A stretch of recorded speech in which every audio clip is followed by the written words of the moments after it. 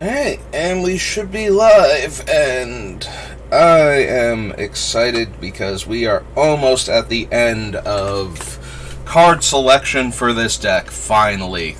I assumed that it would take me about a month, so the fact that it's taken me, about a month and a half is a little bit much, but fortunately, managed to throw in a few extra streams during the week before work, and we are going to get there now.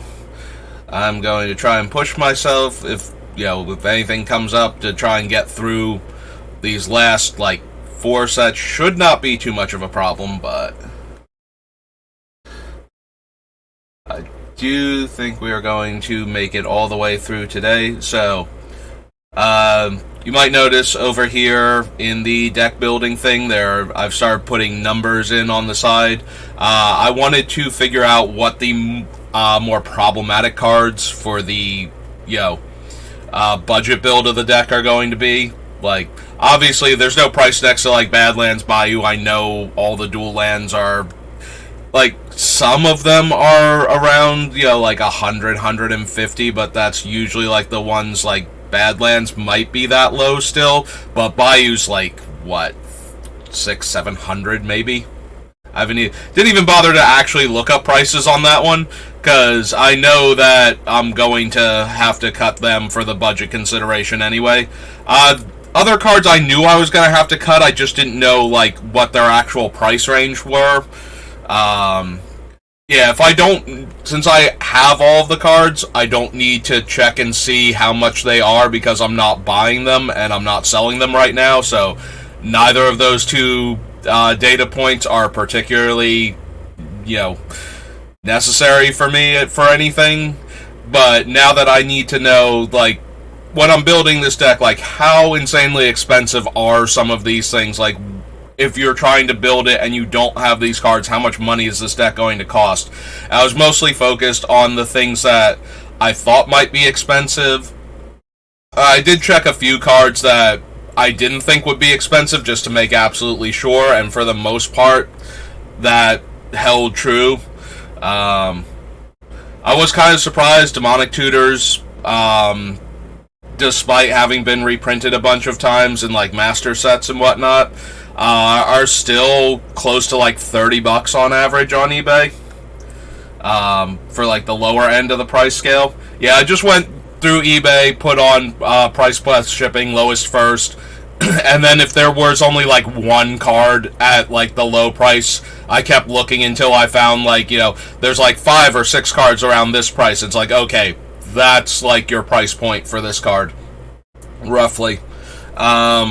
Now, granted, eBay is probably a bit lower than, even the buy it nows are going, and I did do buy it, look at the buy it now prices, not, what's been going on in bidding, because that's not, you can't guarantee finding the card at that price, but if you went on eBay right now, you can buy a Demonic Tutor for, $28, roughly, plus, shipping, and I did take into account, if there are a bunch of them with free shipping, then I put it that price. If all of them are yeah, but the shipping's all $5 or $4 and change, so they're all roughly around $30, not $25, like it looks like they are, then I took that into account. But yeah, so I went through all of the deck and just to get an idea if there was anything. Weirdly enough, the Spot Acceptor is actually $10, $12, something like that.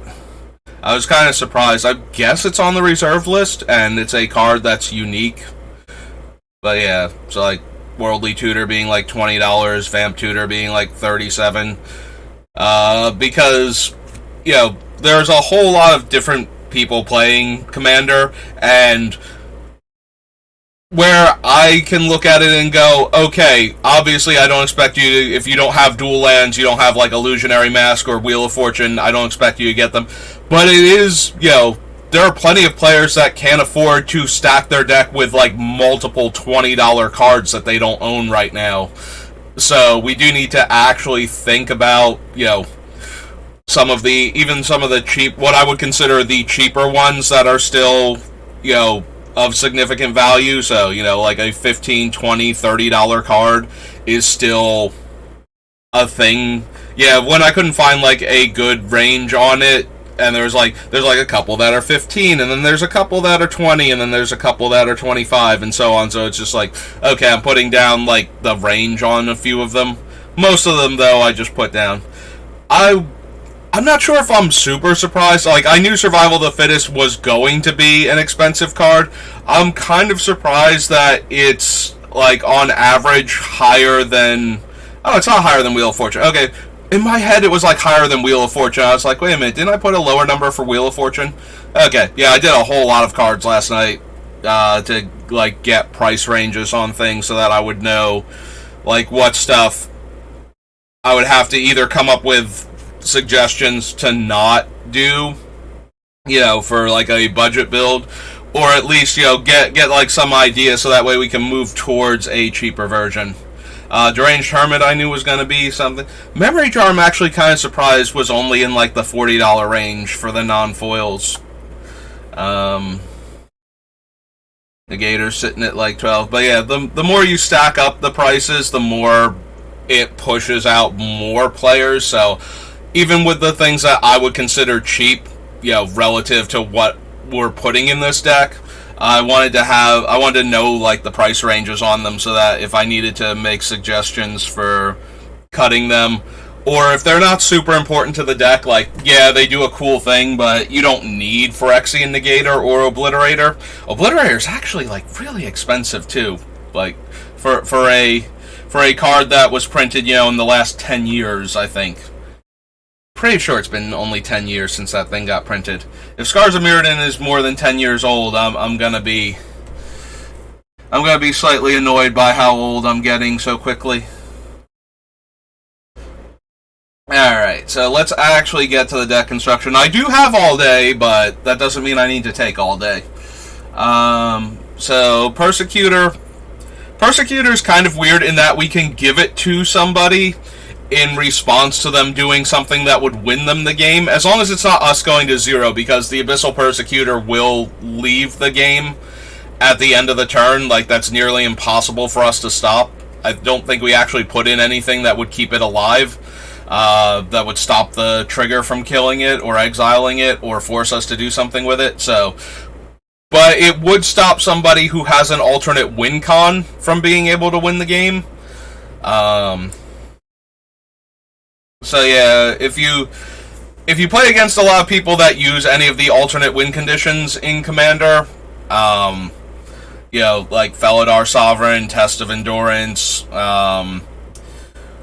Chance Encounter if they want to do the coin flipping deck, Abyssal Persecutor, I have to imagine this thing is some amount of money. Still, it was a very hyped card when it came out. A lot of World Wake was open, though. It might not be. The downside to using eBay to check all of the prices is I don't want any of my account to show up when I click on it, so I can't actually look at prices while I'm streaming. In that way, which I did consider for other, like, the idea to use other sites to figure out prices.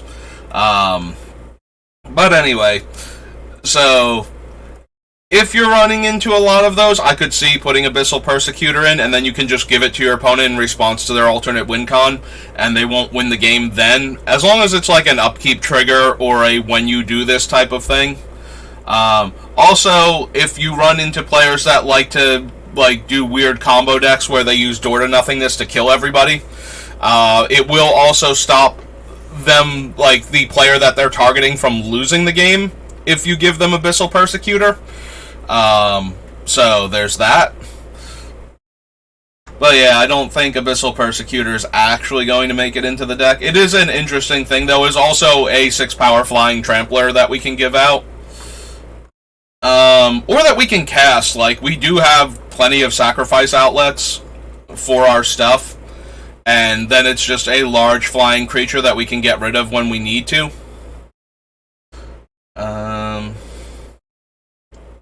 Guard creature from opponent's graveyard onto the battlefield under your control if its CMC is less than or equal to the number of allies you control. Yeah, I'm still trying to decide if I want to talk myself into an Abyssal Persecutor or not. We'll look at some of the other cards, though, while I'm thinking. Or another ally enters the battlefield under your control. Allies get +1 power until end of turn. Amulet of Vigor. Is the Abyss for non-vampires.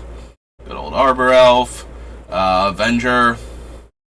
Avenger would be a dangerous one to give out, especially if they haven't played their land yet this turn. Like, if you give somebody the Avenger after they play their land drops for the turn, but before they go to combat, then you can give them a whole bunch of 0/1 blockers. If you give it to them before they've made any of their land drops, or while they have, like, more they can make, you know, cracking fetch lands, explore type effects, that sort of thing, then you run the risk of giving them an actual army that might be problematic, especially for our deck that does not have a lot of, like, a go-wide strategy seems like it would go well against our deck, because I'm primarily trying to put the, what's its name? The Beamtown Bullies into play, and that's like the focal point. Like, I don't super care about a lot of the other creatures. So, Avenger is kind of not great at that point if we accidentally give them a whole bunch of 1/2s or worse, 2/3s or better. Assless Color is fine, not great, not what we're doing. Bazaar Trader, I genuinely forgot that Bazaar Trader was an option. So, the downside with Bazaar Trader is it only works on the creatures that have negative attack triggers that we want to give away. Like, we're not running any of the upkeep triggers creatures, like we're not running Lord of the Pit and whatnot, and Force of Nature, where we give them to our opponent and, like, eats them alive. Because that's not how the Bullies work, so we're not trying to, you know, we don't want to have to care about those creatures also for, like, a 1-of in our deck, maybe a 2-of if we had, like, Harmless Offering. Excuse me. But at the same time, we do have creatures with negative attack triggers that we can give away. The other downside is that if we're giving this stuff away with Bazaar Trader, and we either have to activate Homeward Path at some point in time, or we just have Brooding Saurian in play, it'll just keep giving us our stuff back. Like, we can't, this doesn't give haste, or force them to attack with it. And now that I'm saying all of this out loud, it makes Bazaar Trader even less appealing than it already was. Like, it already didn't sound great, but... Bestial Menace is Cone of Creatures. Makes a 1/1, a 2/2, and a 3/3. Multi-Kicker enters the battlefield. Target opponent discards a card for each time it was kicked. There's Bojuka Bog. Does target a single graveyard, so we don't have to exile ours to do it. Bojuka Bog usually makes a lot of my black decks.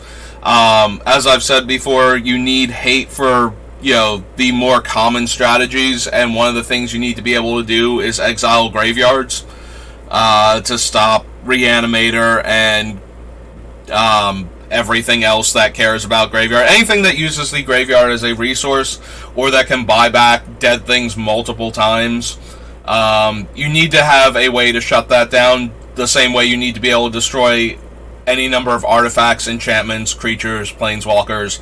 You know, just deal with the most problematic permanent types and strategies that you're going to run into. And because of that, Bojuka Bog probably still makes it into our deck. It's a very easy include as a graveyard hate card. We do still have the Grave Robber. I haven't decided yet if I want to do the Ooze also as another graveyard hate card, just to give us more options. I do like Grave Robber more, because after you exile the problematic cards, if you can get the rest of the graveyard from anybody, then he becomes an actual threat, since he can reanimate creatures from any graveyard, I believe. I have to triple check that, but I'm almost entirely positive it's any graveyard. Even if it's just our own graveyard, we do have a few creatures that we would not mind being able to keep looping back into play over and over again. So, can't block and gets a +1/+1 counter when an ally comes in. Enchanted Permit becomes tap, destroy it. +2 power. This is the third and honestly least impressive out of all of the Grave Pact type effects. Primarily because A, it is way more expensive than the other ones, and B, it is itself a creature. So once the Grave Pact, especially if you and your opponent each have a Grave Pact effect, the one with the least creatures is going to wind up with no creatures anyway, so you'll probably wind up losing the Butcher of Malkir in that position. And it's a 7-drop compared to the other ones. Like yes, Butcher is powerful, but I think Dictate and Grave Pact are stronger than him because of not being creatures. Like, I think the being a creature is a downside, and we tacked on more mana to it as though it were an upside. For most deck builds, anyway.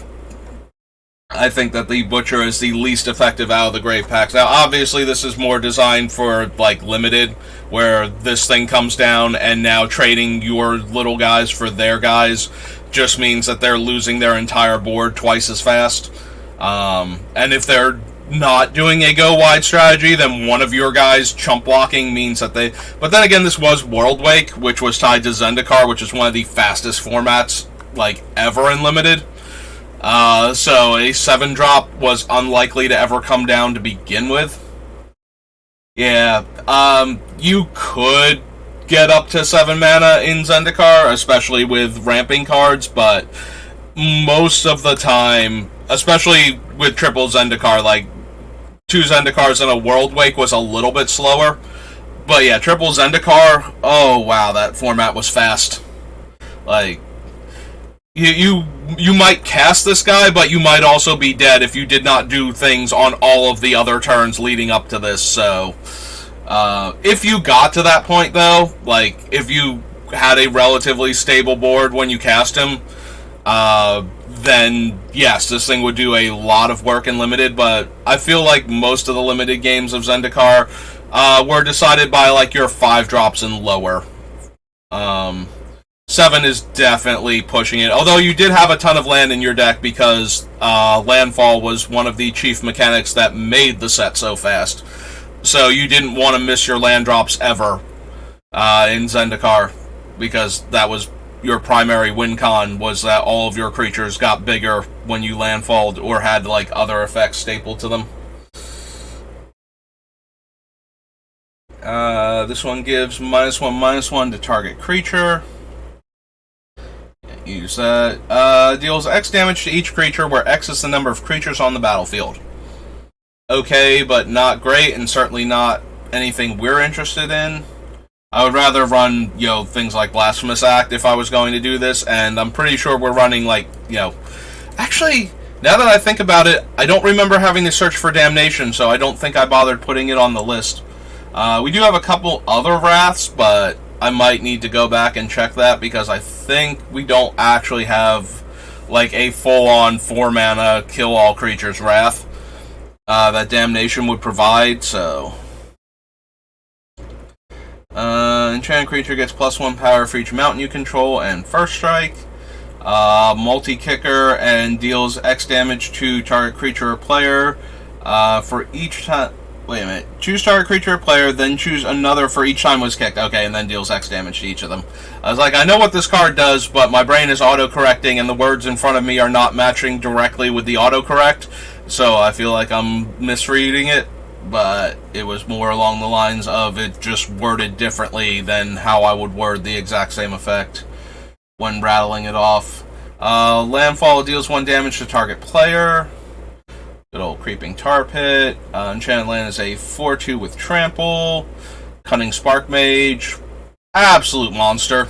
All of the decks were super aggressive, so having a 3-drop that immediately comes down and kills one of the 1 toughness aggro creatures, absolutely beautiful. And of course, we also have Basilisk Collar in this set, so good times all around. Put target creature card from your graveyard on top of your deck. Reckoning deals damage equal to that card's power to target creature. Multi-kicker enters the battlefield. Deals damage to target player equal to twice the number of times it was kicked. There's Death Shadow, Dragon Master Outcast, Dread Statuary. For some reason, I kept thinking this thing's name was Dread Sanctuary for like the longest time. I forget like when I finally somebody was like that's Statuary, not Sanctuary. I was like, oh, so it is. So yeah, even normal words occasionally, my brain just autocorrects to what it thinks it is and refuses to actually read the real word that's there. Ever-flowing Chalice. Again, I don't feel like we have the colorless requirements that make the more expensive, like, large number of colorless mana producers, like, super essential for the deck. I think we're just going to stick with what we have, like Signets, Coalition Relic, maybe Skyclave Relic when we get to Zendikar Rising or whatever. I don't think we need Explorer. We don't have the stuff for Eye of Ugin. We have a few things, but nowhere near enough to justify playing it. +1/+1 counter on target creature you control. Another target creature must block it this turn if able. Gnarlid Pack. 3/2 for 3. 2/1 reach. Trample and gets a counter when allies enter. Attacks target creature can't block this turn. Deals combat damage to a player. Destroy target equipment. Taps add mana based on the number of allies you have. Landfall gets +2/+2. 3/2 flyer. Multi-kicker and buffs your elves. Yeah. Calastria Highborn or another vampire you control is put into the graveyard. Pay black and drain 2. Whenever a creature opponent controls attacks, if you're the defending player, you get a 3/3 ogre unless they pay 3. Makes the plant token. +1 in flying. Lava Claw reaches is okay. Like, all of the manlands are okay in commander formats because they just live through most things. And then when you suddenly need a creature, opponent plays a Wrath and then plays a Planeswalker in the same turn because now there are no creatures, so they're going to get to uptick once or twice before anybody even has a chance to start looking at them. Manlands are super useful in situations like that because they usually survive any of the other effects that are wiping the board, and if they're not surviving, you don't have lands normally. So it at least gives you a way to pressure, like Planeswalkers, or just to keep pressure on the player after they Wrath. So, especially if you were looking for replacements for, like, the dual lands, like, these are not a bad option, especially if you're already running, like, the other counts as the basic land type, lands. Your chalk lands, the cycling lands, the ones that care if you have basic lands in play from one of the Zendikar sets.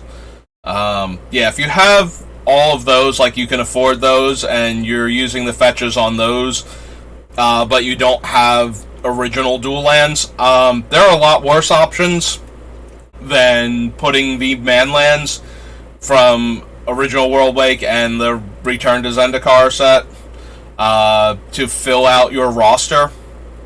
So, like Hissing Quagmire, Lava Claw Reaches, and the one that gets +1/+1 counter, Raging Ravine. Like, you can put those in place of the dual lands, and they give you a lot of utility because of that. So yeah, if you're looking for other replacements for the dual lands, especially if you have even if you don't have the other ones and you're just looking for replacements, like, some of these I think are kind of expensive, so maybe that's still not a viable option.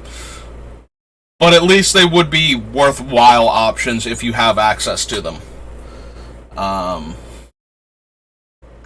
So yeah, manlands. In fact, a lot of my decks do run the manlands. Part of me is wondering if I shouldn't have been bothering to write them down here, since, they are viable in Commander. Like, actually, like, usually very good, like I said. Alright, I'm starting to talk myself into this. we should at least consider them for the non-basic lands. They also make colored mana of 2 different types, so we'll go back and add Hissing Quagmire later. Because I feel like it was in one of the Zendikar sets that didn't, like, it maybe battle for Zendikar. So it would have been alphabetically way up there. But yeah, we'll add them in. I've talked myself into it, like I said, the man lands give you a few other options that other lands don't, and that kind of utility just shouldn't be overlooked. Just having a creature that survives most wrath effects.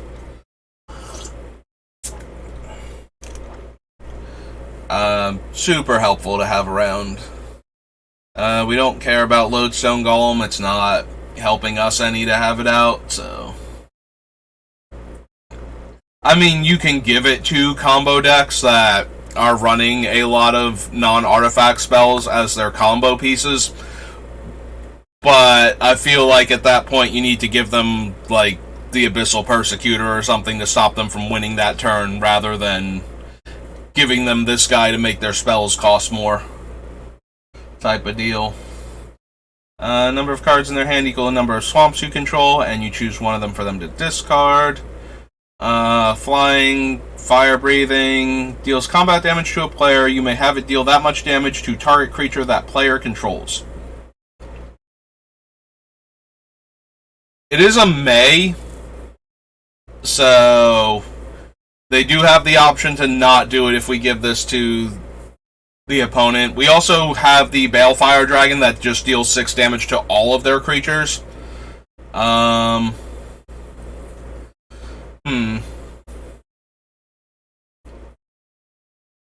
Like, it is okay. It's 6 mana, not the 7 or 8 that a lot of our things are. So it's a, like, more reasonably castable. It is triple red, and I don't know that red is our primary color.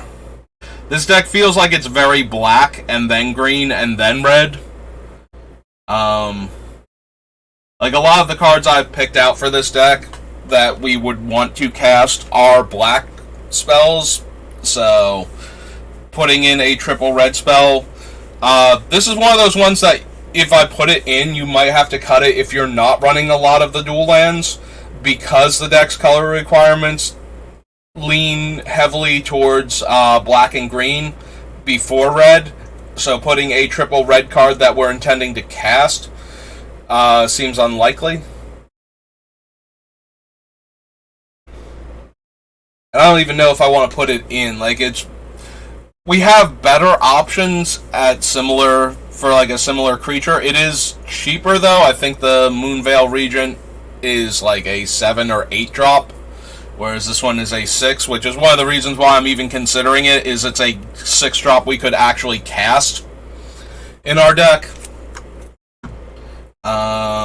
And I don't know how many, I did not keep track of how many of those we had. I've certainly added creatures because they were castable for this deck. So, adding another one, I mean, we can put it on the list, I guess, and I'll figure it out later. Like, Warden, Dragon, good old Nature's Claim, cheap artifact or enchantment kill. White creatures attacking, you can pay 2 black, exile target attacking creature, and then make a creature token that's a copy of that creature, except that exile at the beginning of the next end step. So similar to Broken Visage from Homelands, which was one of the cooler cards, if not one of the actual barely playable cards from Homelands. So yeah, kind of neat, but ultimately not anything we care about. Omnath, Locus of Mana, also cool, also not anything we're trying to do. Pilgrim's Eye, Pulse Tracker, multi-kicker and has Swamp Walk. As long as there are 4 more quest counters on it, untap all creatures you control during each other player's untap step. I think we have better options than this for untapping the bullies on everybody else's turn in order to get more activations out of them. Quest for the Goblin Lord. Creatures you control get +2 power, but you have to cast goblin spells, so probably not. Discards a card, put a counter on it. If that player has no cards in their hand, they lose 5 life. No. There's Raging Ravine. So I believe it's Raphael Levy who has Raging Levine as his like screen name for some of his stuff.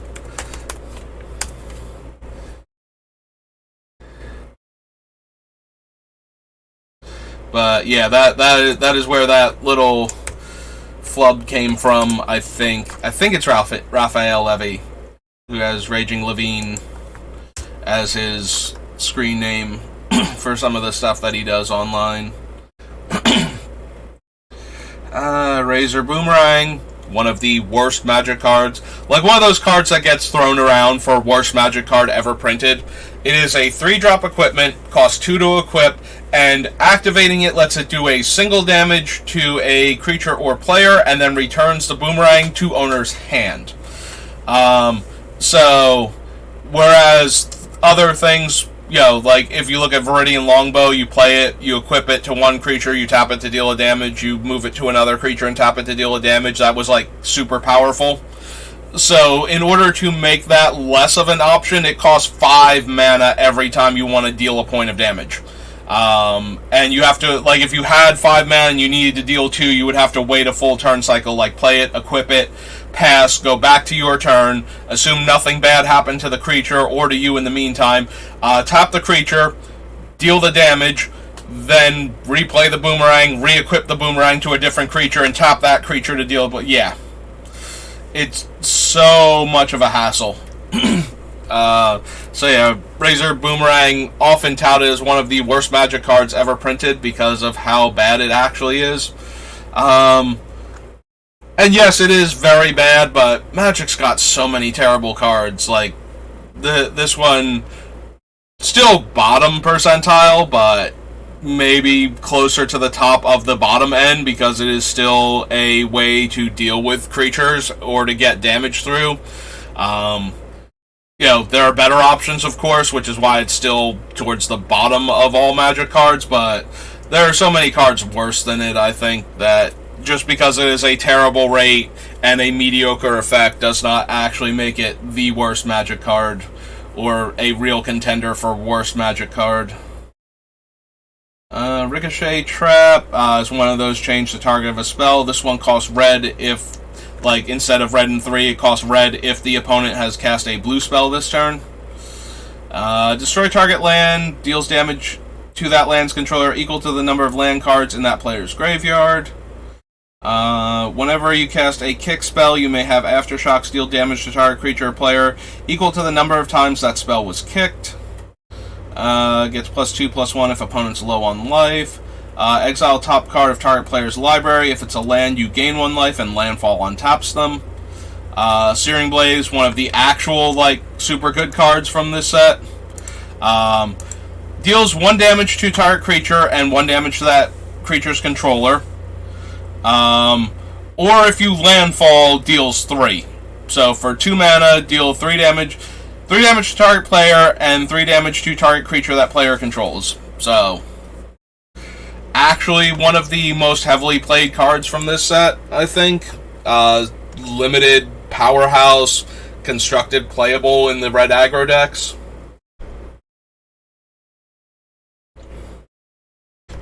Seer's Sundial. Whenever a land enters the battlefield under your control, you may pay 2. If you do, draw a card. We're not trying to put tons of land into play, so we could draw a card at most once per turn consistently with this. Twice with our fetches if we really wanted to.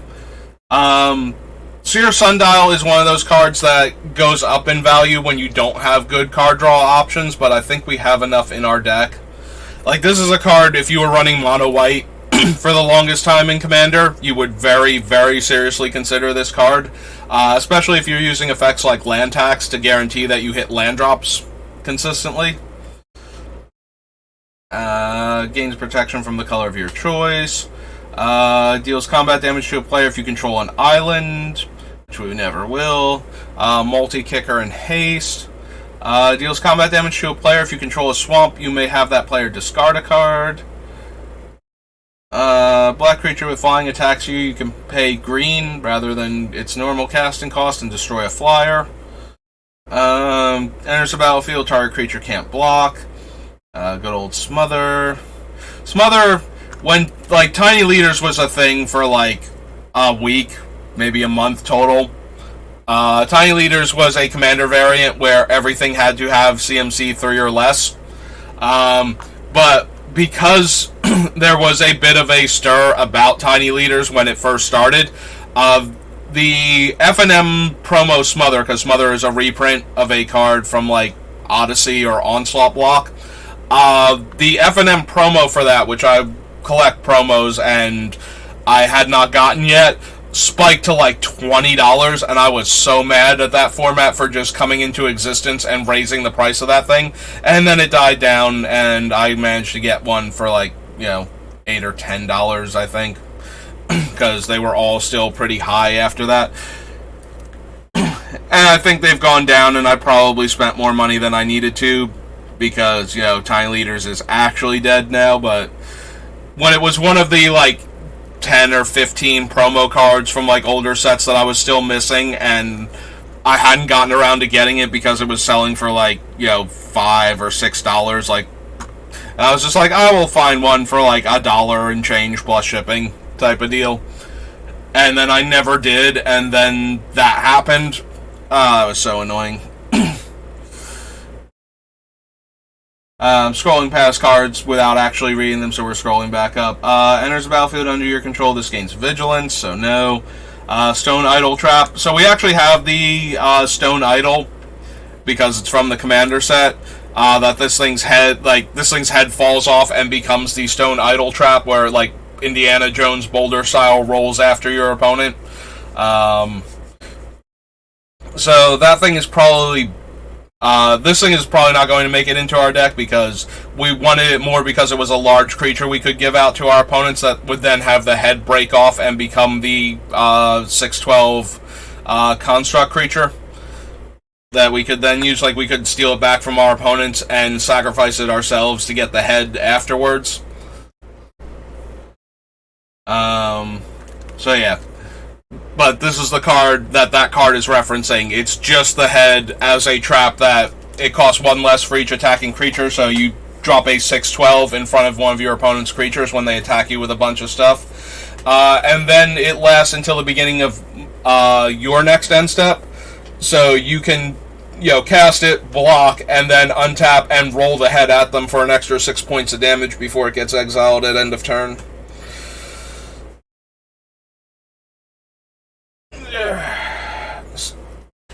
Stretching.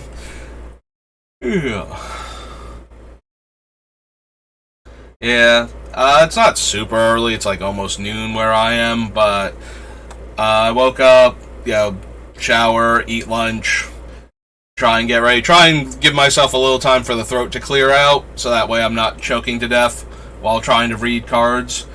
But I really did want to get at this and get this done, so... Now, granted, my desire to tell stories about every card is going to interfere a bit with the getting it done part, but again, we have plenty of time, so... Choose target creature, then another one for each time it was kicked. Put X+1/+1 counters on each of them. 5/2, as long as you control a mountain, can't be blocked except by 2 or more creatures. Tech Edge. Terastodon. Terastodon is not something I'm interested in giving out. Just because if we give it out, we give out a 9/9 that can easily be blocked. Like, it has no evasion abilities, and then then we have to grab it back in order to get it back in the graveyard. And giving the opponents the options of which things to kill and who to give the elephants to, I don't mind giving out like a bunch of 1/1s that they can use to block with, or maybe to attack if they need to. Giving out a bunch of 3/3s when we have no control where they're going and what stuff is getting taken care of seems awfully, awfully dangerous. If you're a play group, if you think they're going to make good decisions with the Terastodon, and you think that, you know, giving it, like being able to give it out would probably be a beneficial thing, just to be able to get rid of problematic non-creature permanents consistently, then by all means add it in. But I feel like I would give it to players and they would be like, oh, I hate this card, and then they're giving like this player like too many 3/3s, and now that player can kill us because they have multiple 3/3s and we can only block one of them consistently, depending on what we're doing at the time. The way I'm constructing this deck, I have to believe that more often than not, our only creature that we will consistently have on the battlefield is the Bullies. Like, the deck is designed right now, like the cards I'm picking are meant to put the Bullies into play and protect them and just give out other stuff. We have castable creatures, and I am trying to put creatures in the deck that we can actually cast to stop that from being the default always situation where we only have a 4/4 as our creature and the rest of the time we are vulnerable to whatever everybody else is doing.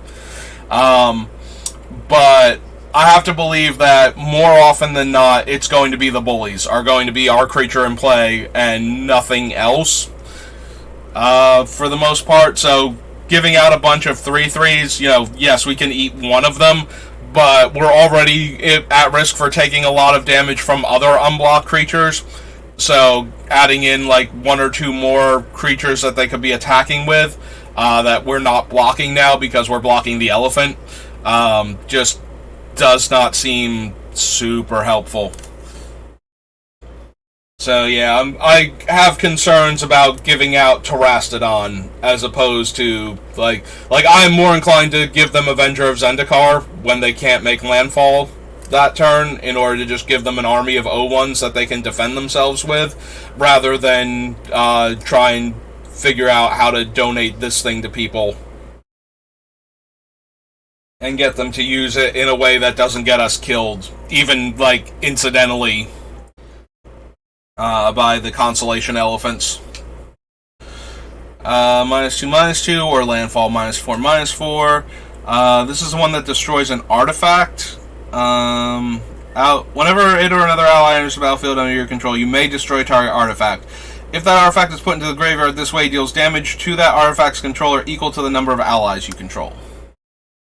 Target creature gets -3/-3 until end of turn. You may tap any number of untapped vampires you control. If you do, put a +1/+1 counter on each of those vampires. Target land becomes an XX based on your allies. Land becomes a 6/4. Walking Atlas. Walking Atlas was kind of funny.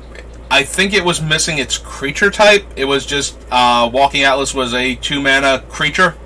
Oh, that's what it is. It's a creature construct. It doesn't actually say that it's an artifact in its game text. Yeah, it wasn't missing its creature type. It was missing one of its card types.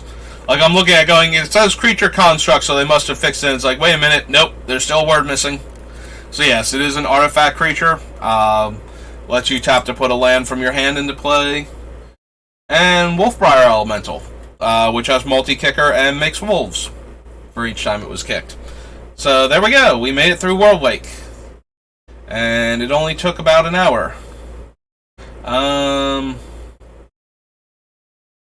Do I want Abyssal Persecutor? Is now my question. Like, do we add it to the list and then just cut it later? I guess we can do that for the sake of saving time.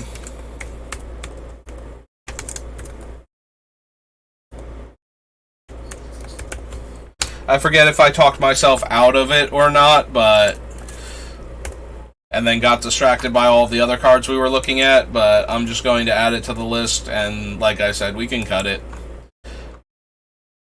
I might have actually managed to talk myself out of it before, and now I've gone and put it back on the list anyway. But that's okay. We have plenty of cuts to make for this deck. What's one more? Alright, original recipe Zendikar.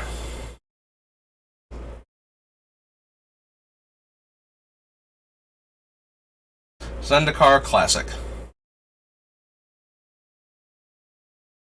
Yeah, okay. Transfer all of the data.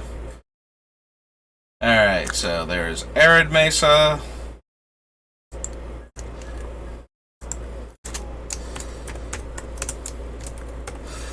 So yeah, we're going to add all of the fetch lands that get any of our colors, because that is the default way I build any multicolor deck. Again, you don't have to, like, this is not essential, this is just how I build the mana basis for the deck. Just, take into account any cards that are benefiting from you searching your deck and shuffling a lot. Make sure you take those out, Sensei's Divining Top, if you're not going to replace them with, like, the cheaper fetches that can still get you the cards that you want in your deck.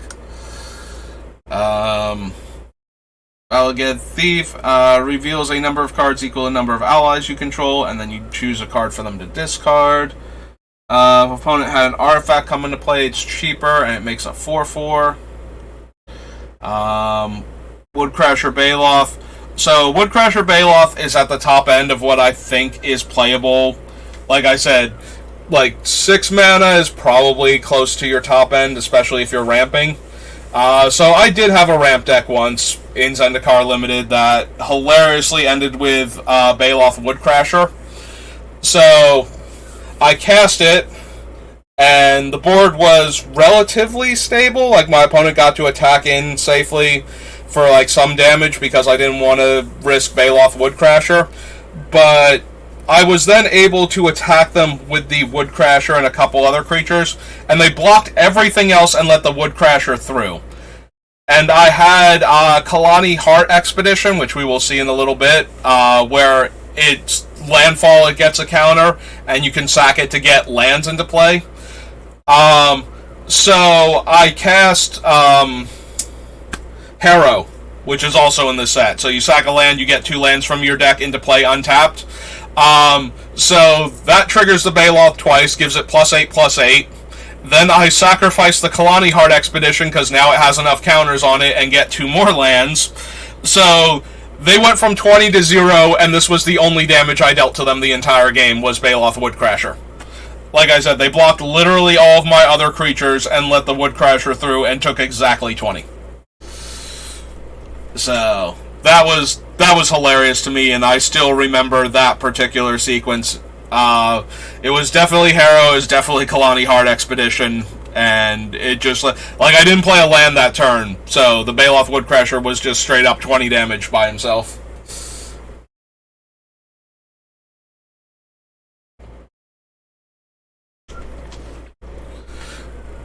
Yeah, I was not expecting them to not block the Woodcrasher. I thought they were going to block the Woodcrasher with one of their creatures and block, like, let one of my other guys through.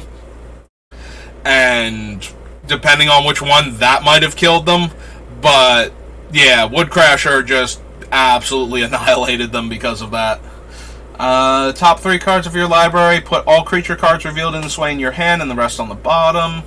Whenever you attack with a creature, it gets a counter, and it takes 7 counters to give your creatures +5/+5. Like, I already had the discussion, we're not going to have a ton of creatures in play, I don't think. So that's never going to be a thing.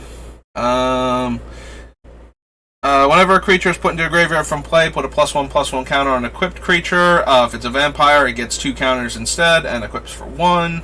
Yeah, there were a lot of, like, actually brutal equipment. Like, this one's not amazing, but wow, do we have some good equipment in this set too. 3/2 Intimidate. Can't be blocked by vampires or zombies, and has tap, sacrifice Blazing Torch, deal 2 damage to target creature or player. Like, definitely an okay card. Reads better than it plays, but still plays pretty good. 2 mana, 1 to play, 1 to equip, and it taps one of your creatures. But it does kill a lot of the aggro creatures in the format, so that's usually okay. Also, worth noting that vampires and zombies... Vampire is a major supported tribal in this set, and zombies, they have zombie thralls, like the gnolls. So those are another creature type that shows up in okay quantities in the set. But yeah, vampire is a supported tribe, so not being able to be blocked by vampires in this set actually very relevant when everybody's being super aggro. Can tap and untap vampire you control. Target opponent loses half their life, rounded up, and if the kicker cost was paid, you gain that much life. Blood Chief Ascension. So this is another one of my favorite cards to throw into commander decks that are going to, like, guarantee damage. Like, this thing is in Mogus because if you don't feed Mogus, you will get the counter at the end of the turn just by that alone. So every turn that opponent loses 2 life, at least 2 life, this gets a counter. Once it has the 4 counters, I believe it is. Oh no, it's 3 or more. Even better. Yeah, this thing usually doesn't get all of its counters because it gets killed pretty quickly. Whenever a card goes to your opponent's graveyard from anywhere, they lose 2 life and you gain 2 life.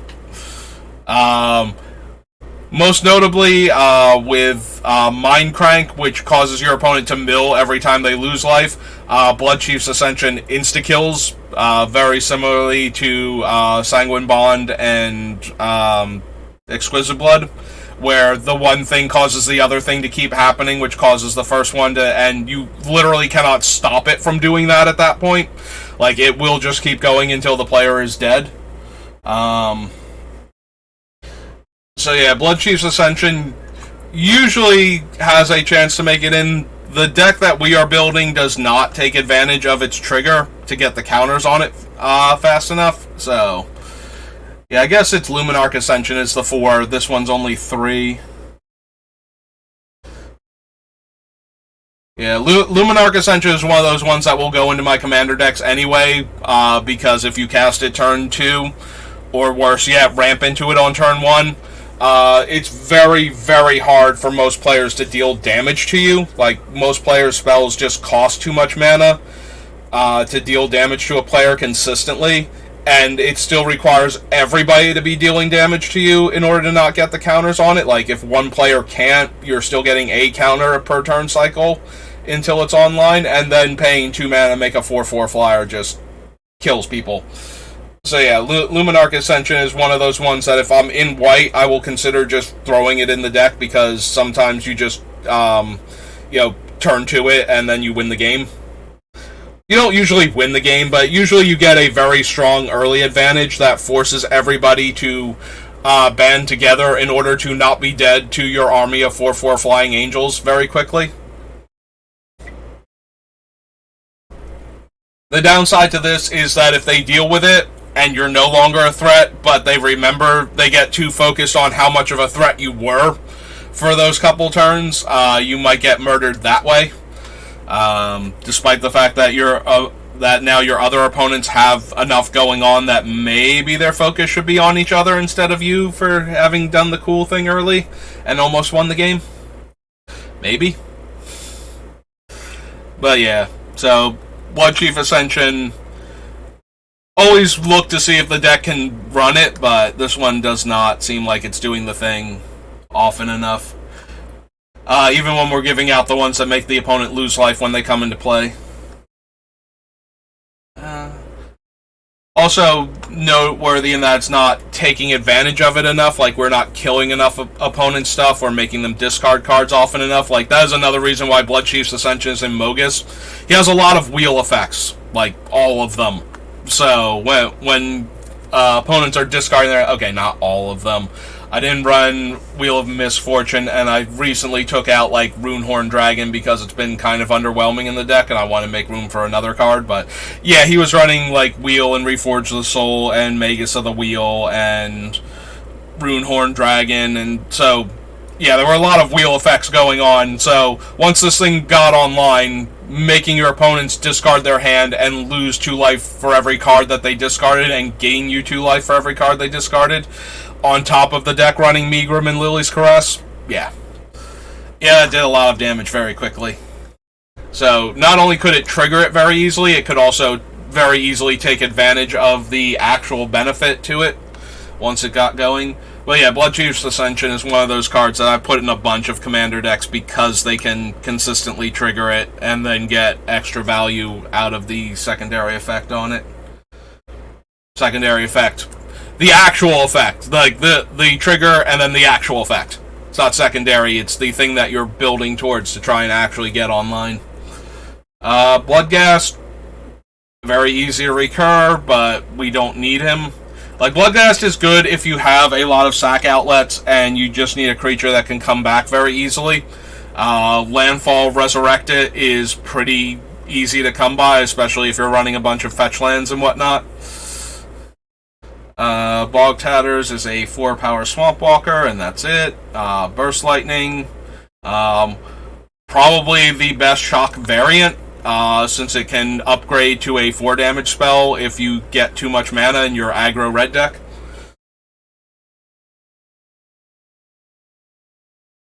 And yeah, this is one of those cases, I've said this before, strictly better. A lot of people use that term when it's Magic has got so many cards in it that there are ways you can upgrade a card where it is better in every reasonable scenario, but is actually worse in some weird corner case scenario that most cards are not strictly better. Burst Lightning is a strictly better shock. It gives you an option that you don't have to take that makes the card better in certain situations, most notably just having 4 extra mana, where you're not worried about getting your spell countered by like a Spell Pierce or something. And even then, it just, it gives you an option that you might not supposed to take, even though it looks like you should, like the Spell Pierce example, where you would just play Shock because you couldn't kick it, and Spell Pierce wouldn't do anything. But yeah, strictly better Magic cards, if everything is optional and the options are good, or have scenarios where they are good, then yes, that is actually literally a strictly better Magic card. And Burst Lightning, we already discussed how Shock is one of the most heavily played 1-mana removal spells in Magic's history. At least by the one guy Nitsahone's research. And Burst Lightning is just a better one. So is the one that deals damage, and then if you have Metalcraft, it deals the 4 damage instead, where it costs no additional mana, and you just have to have artifacts lying around. So here's Chandra Ablaze. So, let's see. You discard a card. If a red card is discarded this way, Chandra deals 4 damage to target creature or player. -2 her to discard your hand and draw 3 cards. Oh, each player discards their hand and draws 3 cards. And cast any number of red instants and sorcery cards from your graveyard without paying their mana cost. So, Chandra is a 6-drop, so that's kind of brutal. Most of the cards we want to discard are not red. But the -2 is something we are interested in. We do want to be able, if we have a large number of the creatures we want to reanimate in our hand, to just discard them and go look for spells we actually want to cast. And it doesn't, if we have, no castables or no good castables in our hand, discarding our hand is not a huge deal, since we're trying to fill the graveyard with stuff anyway. So it's not if we discarded our handful of 7 cards, but it's got, the stuff we wanted in the graveyard for the most part, and, some other stuff that we're not using right now, and we draw 3 cards, that's not a bad deal for us. That's actually pretty good. But that being said, that is the only mode on her that is pretty good, and we're spending 6 mana for a wheel that's only giving us, and everybody else 3 cards.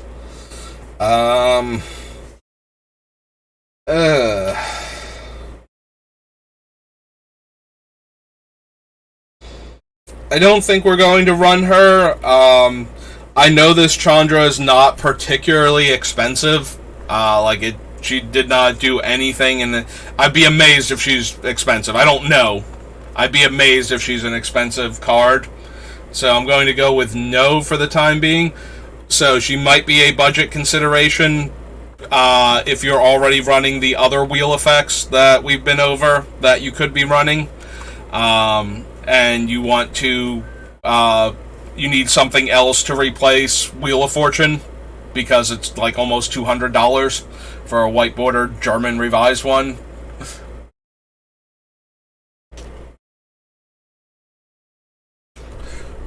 That's not a dig at Germany in particular, it's just that, so when they did revised in foreign languages, they did like French, German, and Italian. Like they did Italian first, which is why Italian also has Legends in the Dark, and the other countries' languages don't have those cards in their language.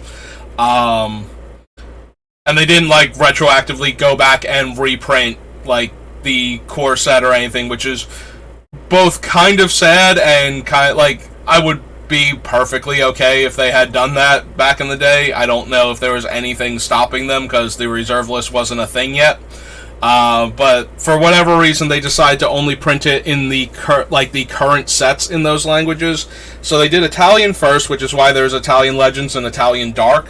But when they did German and French, they were already moving towards the other languages or the other sets. I don't know if there was Fallen Empires in foreign language. I'm going to guess there were, and I just have never seen them, which is kind of weird. You know?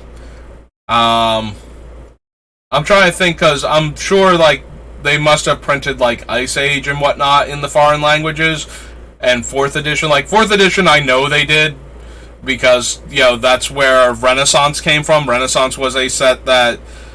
So, when they printed the cards in the foreign languages for the first time, there was a limited edition run of Black Border for Revised for all of those sets, because there had never been a limited edition run for that language before.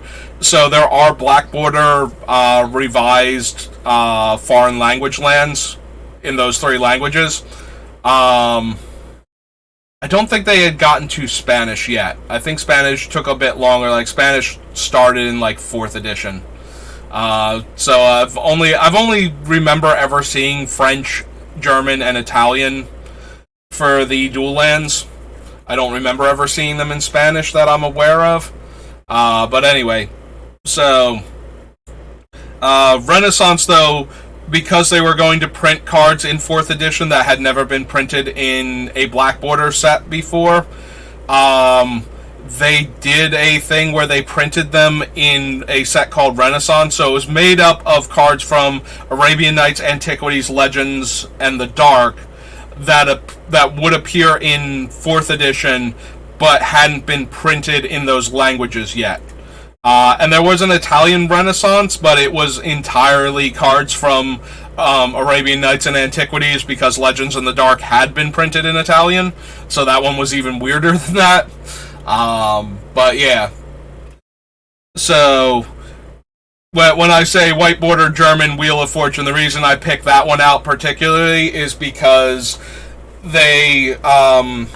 like, that is one of the cheaper, like, either the German or the French White Border Wheel of Fortunes are, like, the cheapest ones you are going to find, I think, because they were printed a bit more than the Italian ones were, so there are more of them available. So, yeah, don't take that as a dig against the country, like, that's the cheap one. It's the cheap one because non-English cards for the longest time were always cheaper than the English ones, and it wasn't until like the large breakout of Japanese players in the Pro Tour scene around the time of like Mirrodin Ravnica era that players started to like that, and the combination of anime coming back again. Like there was anime, you know, obviously before then, but like I was watching like Dragon Ball Z at like 6 in the morning on a Sunday on like not even basic cable, like the default channels that used to be like if you got a TV and you put like the antenna on top of it, yeah, like that level of TV reception, you could watch it. Like that was like early anime introduction, and then somewhere along the line, like this is where anime first had started being a thing, and people who knew about it, but most people didn't. So it was kind of a thing, but not really in the States. And then we hit the whole anime explosion. Like, all of a sudden, people were, like, super into anime. I want to say this is where we started getting like Cowboy Bebop and like on like Cartoon Network's Toonami, or not Toon. Yeah, was it called Toonami when it was on late at night? It might have been. But it was definitely part of the Adult Swim lineup. But it was like everything else was like American made comedies or Canadian made comedies, and then we had like one anime show on like Saturday night, and it was Cowboy Bebop.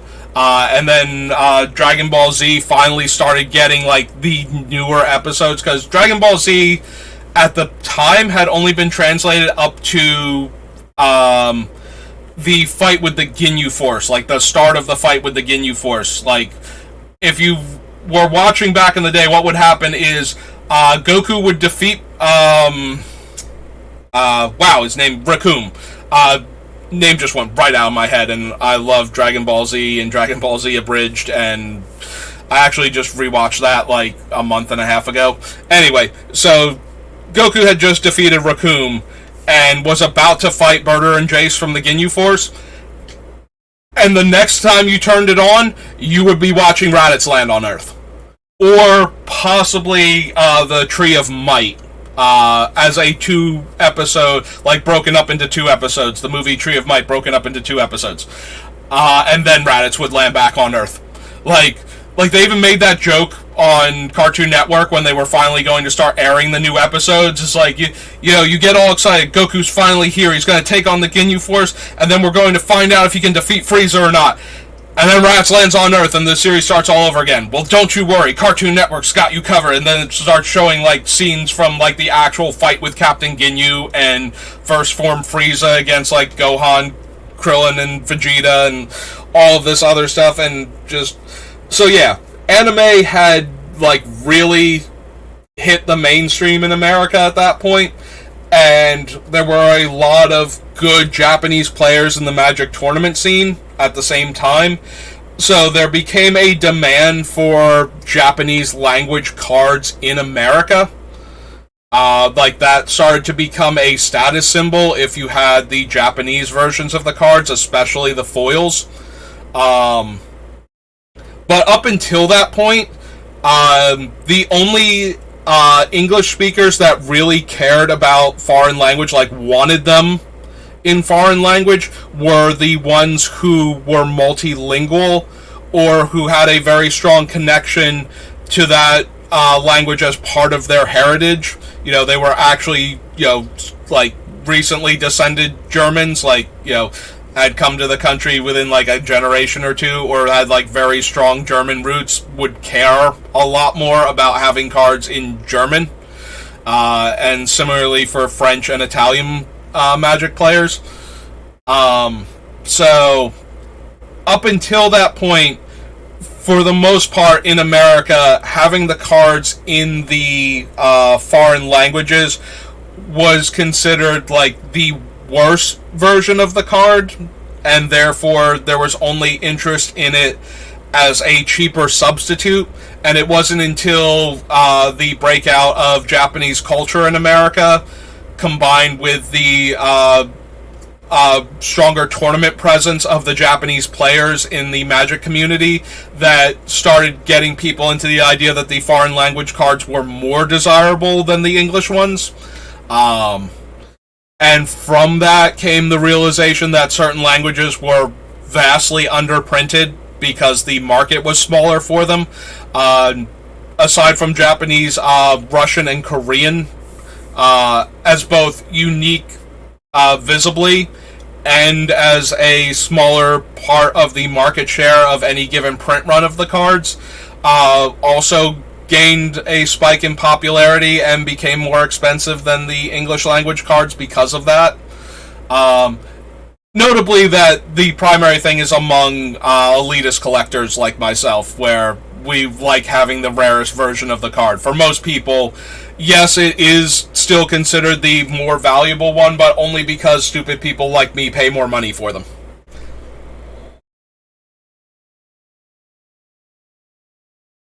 Like, it is the most blatant example of it's worth money because people are paying that much money for it, and like the actual logic of it, like, no, it is not actually better for me to have cards in a language I can't read.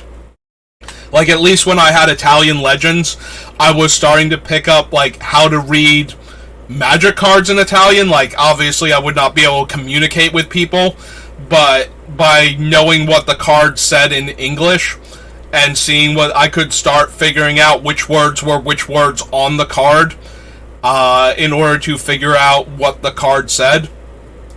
And while I don't remember enough of it to actually do that, every once in a while during spoiler season, if I see a card in the foreign language before people have had a chance to properly translate it, I might be able to piece out what it actually does just by, remembering bits and pieces of that while looking at the card. It's like, okay, Bersergio is target, that sort of thing. So yeah, that is my rant on foreign language cards, which got brought up just because I happened to, like, almost dismissively say, German white border Wheel of Fortunes. And yeah, it's not a dig at any particular foreign language. It's just that was the cheaper option of the available options at the time.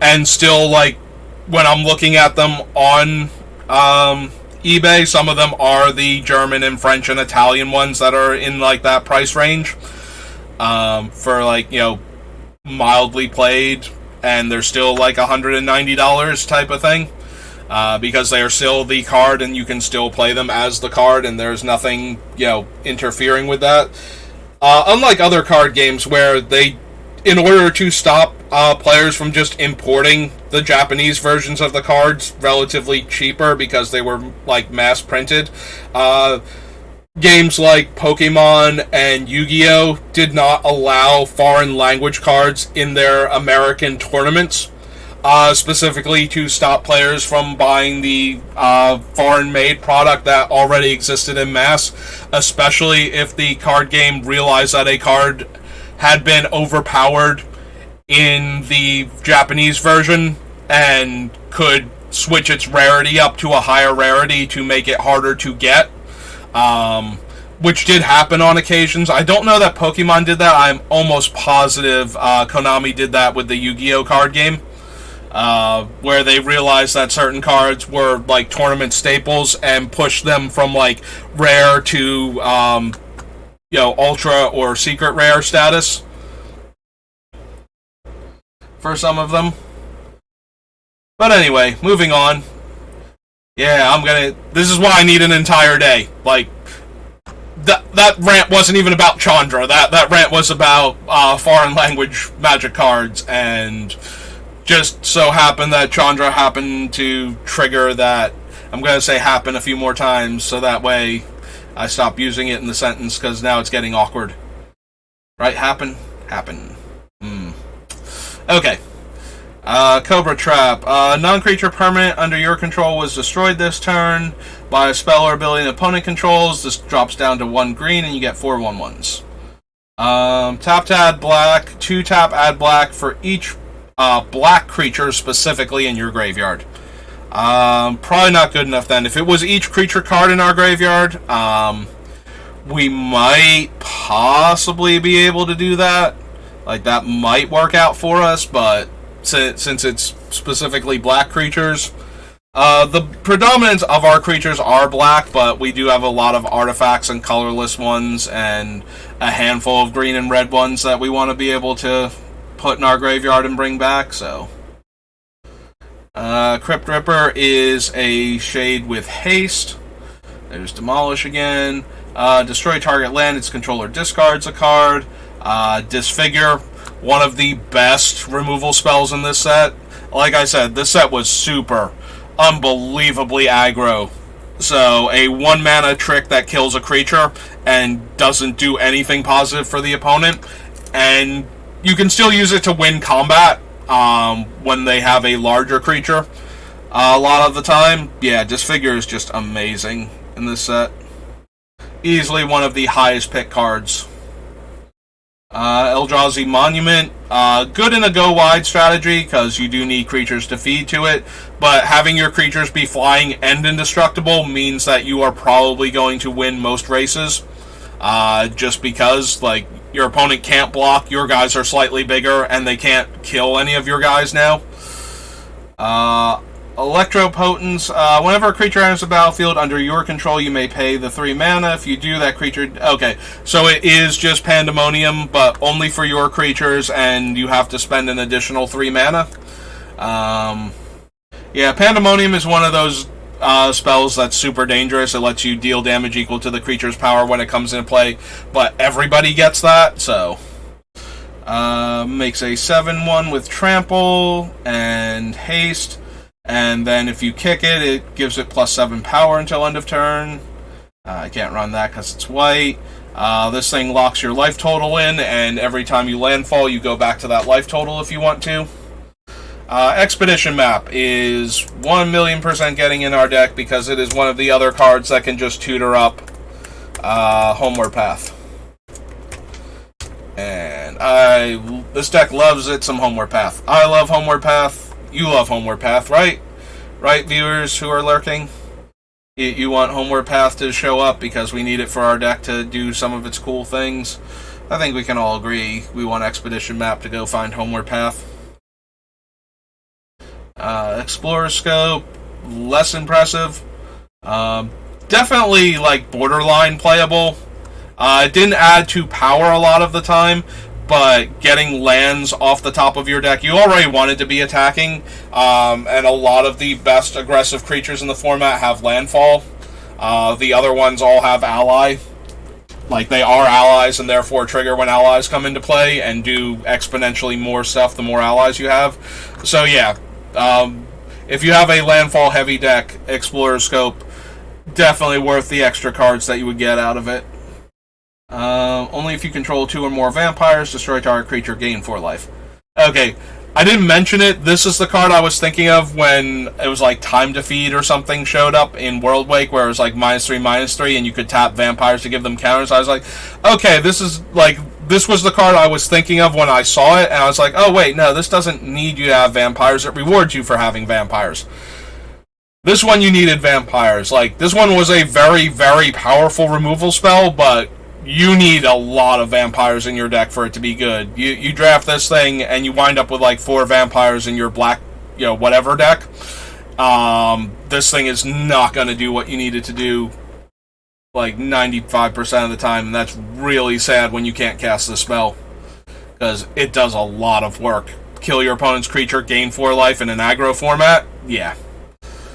2 mana, 1/1, and 4 tap to get a basic land from your deck into play tapped.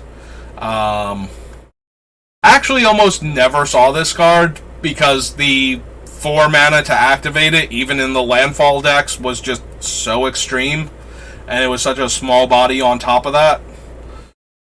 Gatekeeper of Malkir, though, if you were black, you were playing this card. And it's giving you vampires for your Feast of Blood, so it's perfect.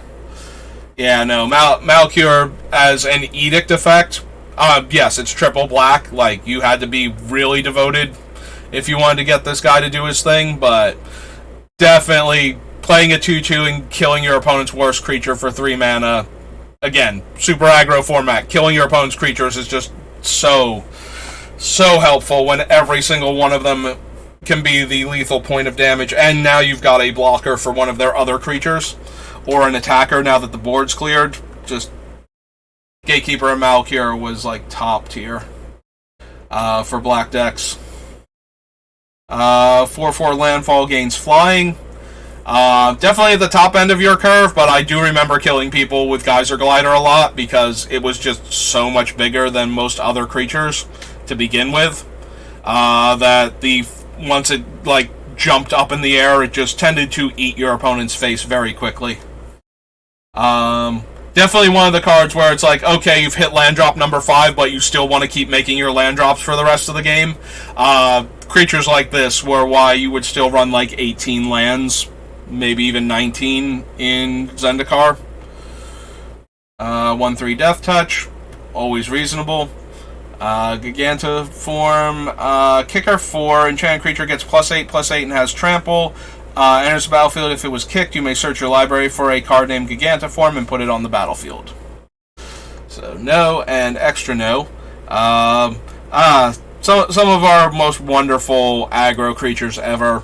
Bushwhacker, 2 red mana to play it, and then becomes a 2/1 haste, and all of your other stuff gets +1 power and haste. Absolutely disgusting. Goblin Guide, finally toppled by Ragavan as your 1-drop by default in all of your aggro decks forever. Even Ruin Blaster. Ruin Blaster destroys non-basic lands, which there were plenty of running around. Ruin Blaster is one of those cards that made it into some of my commander decks as like my non-basic land destruction, in place of like, you know, extra things like Wasteland and Dust Bowl and that sort of thing, because I wanted the body. You know, like, the deck wanted more creatures for whatever reason, so Goblin Ruin Blaster and Ravenous Baboons, I think it is, from Exodus, made it into the deck instead of, like, in addition to, like, Wasteland and, Wasteland definitely, Dust Bowl probably made it in over, though, like, these made it in over, like, Dust Bowl and whatnot, but, and, like, any of the lesser ones, like Tech Edge and Ghost Quarter and all of them. Shortcutter, stupidly powerful and limited, comes into play. Opponent can't block with one of their creatures this turn. Warpaint was okay. Like, you would sometimes play this because +2 power and haste was usually, like, decent enough. And with so many decks being so aggro, a lot of times players were tapping out, so you could safely stick the Warpaint on a creature. Definitely lost out to, like, the really good equipment in this set, but I definitely saw Warpaint, like, more often than you would think for what it is and what it does. You know, playing an Aura in an aggro format is just asking to get 2 for 1, and you have so many good equipments, but sometimes the equipments just weren't there, and Warpaint just, like I said, players were tapping out a lot, so you could usually find a place to stick that on a creature and get in some extra damage. Landfall, gain 2 life. Certainly playable in a super aggro format. Yeah, if you were in green, Grazing Gladeheart probably showed up in your deck, and usually 8 like removal spells too, because this represents a lot of life gained over the course of a game. Playable but not great. Useful for accelerating you, but, you know, fragile. So if your opponent had a removal spell, this thing definitely ate one of those, just to stop you from getting the extra 2 mana out of it. But yeah, definitely ran this one too.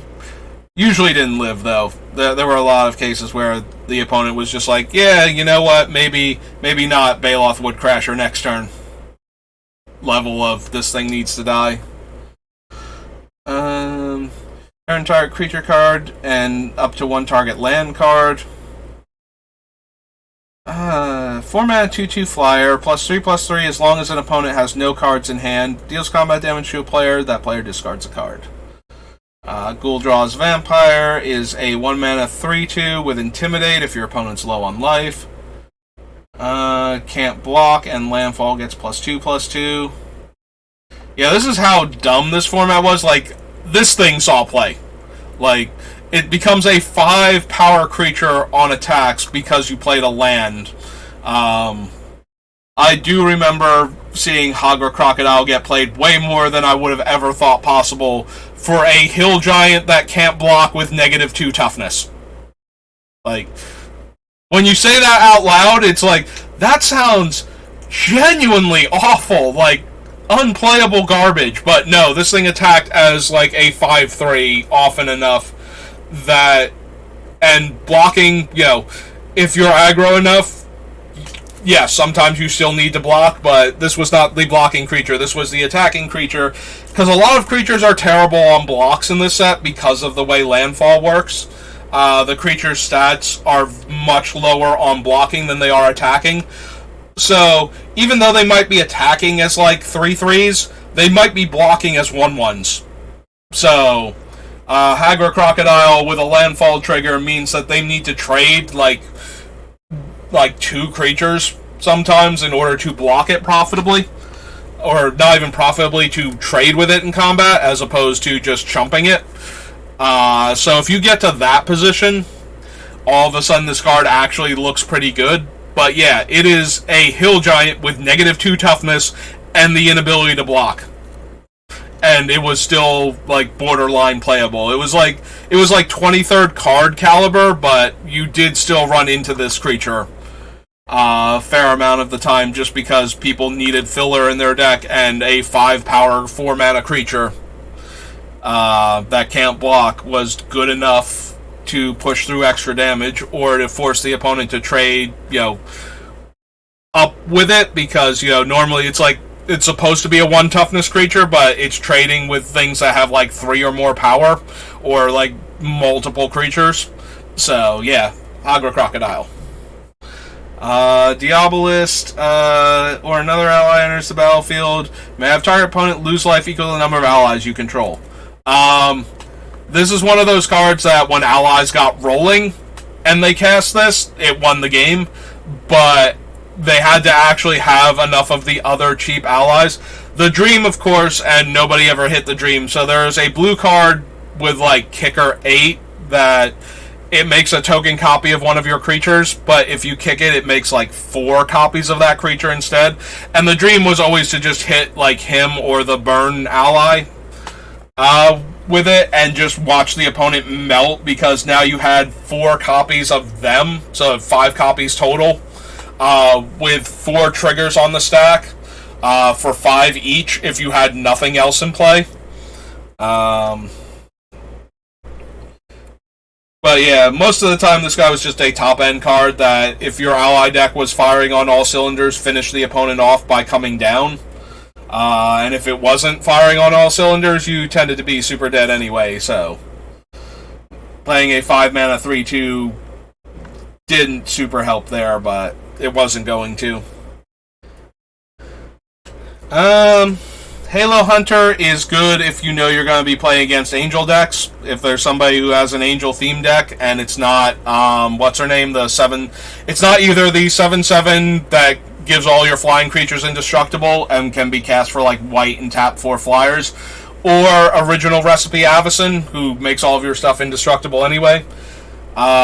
Maybe consider a Halo Hunter, but I just named the 2 most likely scenarios where you're going to run into consistently run into Angels. Ooh, excuse me. And neither one of those is vulnerable to this guy, so actually I think the 7/7 might be. It might be all of your other creatures are indestructible, all of your other flyers are indestructible while she's out. I have to double check that.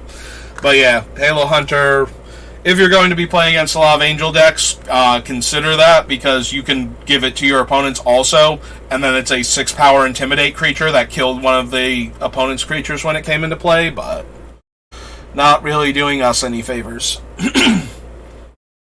There's Harrow. Heartsabber Mosquito. This one was weird. You ran it because it was an evasive threat. If you could kick it, which requires 7 mana, so actually kind of on the unlikely side, you got a 2/2 that killed an opponent's creature when it came into play, and their best creature.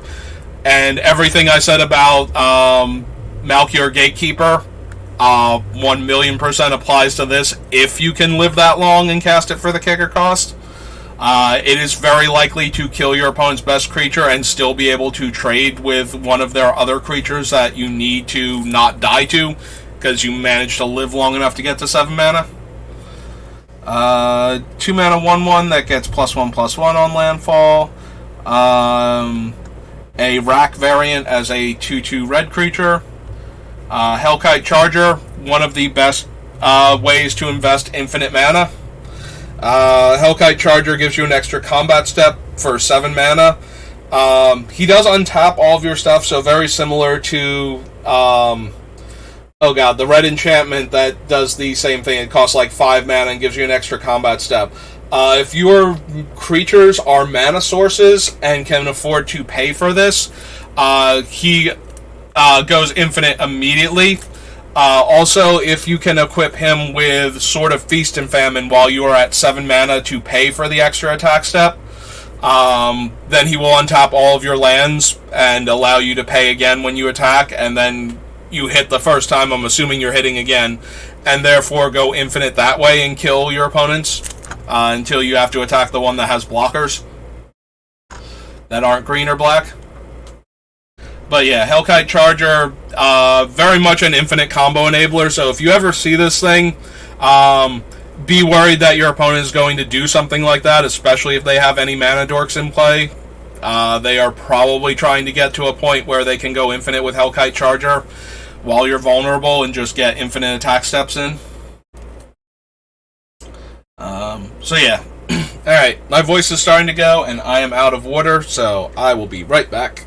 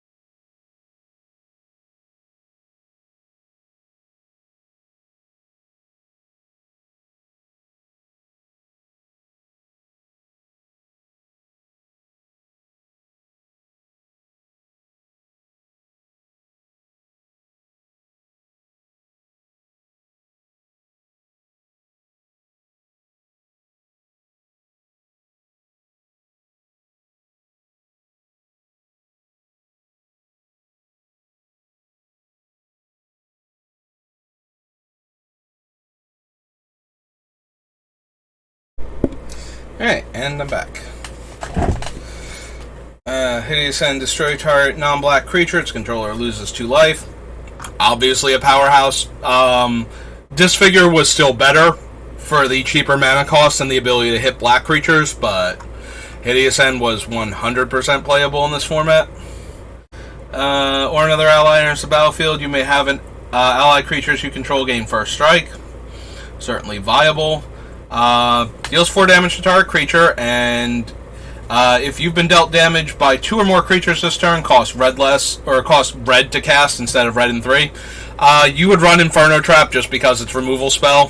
The fact that if your opponent's attacking you and you can't block profitably, you can take the damage and kill one of their creatures for a single red was certainly not a bad thing. But usually you were casting this for the 4 mana. Bard or another ally comes in play, gives Vigilance? Yeah.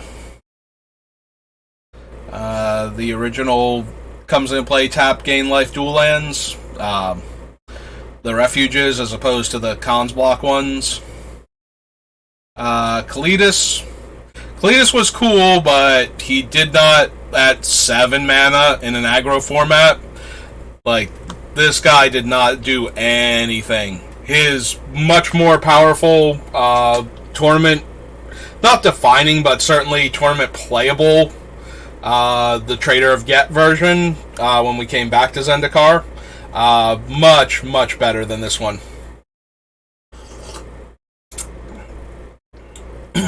But yeah, so 3 black, destroy target creature, and then you get a token that's power is equal to the power and toughness is equal to the toughness, but the token is itself a vampire. So basically, turns your opponent's creature into a vampire, but does not get the abilities and so in that regard, not too powerful. But other than that, you smite your opponent's creature and you get a creature with that creature's stats. Still had a lot of potential and is still a cool ability. It's just he's a 7-drop 5/5 in an aggro format, so never really did anything. This guy, on the other hand, 5-drop 3/3, top end of the warrior curve, top end of the ally curve, puts a +1/+1 counter on each ally you control whenever an ally enters the battlefield. Kazu Warlord could definitely boost your entire team by a lot. Like, there are some cheap allies, and there are a couple cards, I think they're in Worldwake though, that put 2 ally tokens into play. So your entire team would get +2/+2 permanently. Very strong. And the allies, like the 1/1s, would be 3/3s because they would both come into play and both trigger him, which would cause him to put counters on them also. Kalani Gem, good for making landfall while, fixing and or ramping your mana. Kalani Hard Expedition, there it is. The other landfall, it gets a counter, and when it has, 3 counters? Yeah. Remove 3 quest counters from it and sacrifice it, and you search your deck for 2 basic lands and put them into play tapped. So, double rampant growth, but you have to have 3 lands come into play after this comes down. But, like I said, the landfall deck was super all-in on making sure it hit its land drop, so that thing was actually very, very powerful in a lot of decks. Like, after, the second week of this set being out, Kalani Hard Expedition and Harrow were very difficult to draft at most locations. Like, you would run into multiple players fighting over any of these that were opened. I was not playing on Magic Online at the time, so I can't speak to whether or not it was impossible to draft them back then, but certainly in paper, and that's kind of surprising, because a lot of times in paper, when you're playing in, small groups, like your regular local gaming stores, as opposed to going to, Grand Prix and whatnot, you don't run into enough players that are, right there on the pulse of what the format is about, to have that sort of problem. But yeah, everybody was interested in getting the Expeditions and the Harrows, and trying to do the landfall shenanigans deck. Had 2 more lands come into play. You can pay 5 instead, destroy 2 target lands, and deal 4 damage to each creature. Still not anything I'm interested in, and this thing never actually did anything despite the number of fetch lands that permeated the format once they got printed.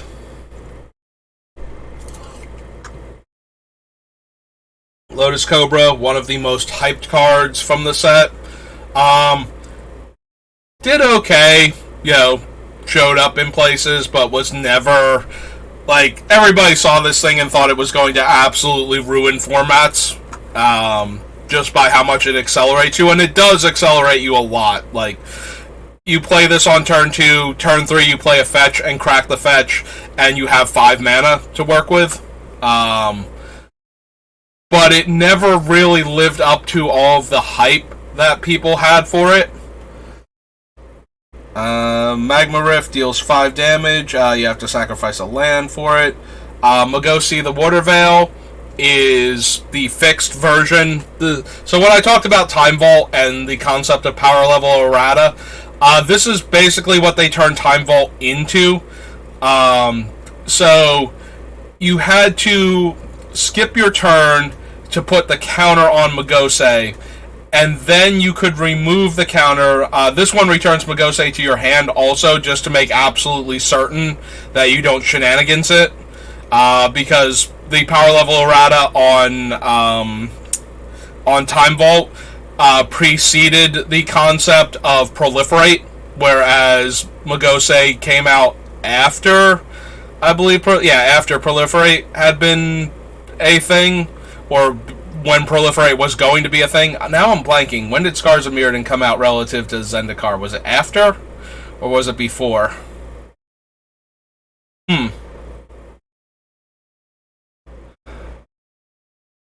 No, it was... Scars came out after, but they knew they were going to have Proliferate at the time. I had to think about it for a minute, because I remember doing the Zendikar, like the fetch lands. I actually told this story about using, what's its name, Splinter Twin in Standard as a way for my mono-red aggro deck to defeat Cawblade with Sword of War and Peace. So the Zendikar came out before Mirrodin, Scars of Mirrodin, but they knew Proliferate was coming, so they added the additional text that it bounced the land back to your hand, so that way you couldn't proliferate the counter and then generate infinite turns that way. But yeah, so Magose has the altered text that they used for Time Vault for a while. And then eventually they realized that they didn't like power level errata and it wasn't doing what they wanted to do. If you've ever played like more modern digital card games where they can just change the cards to be completely different things because, you know, what they were was too powerful, and so they have to adjust it so that it's now, you know, functional without breaking the format.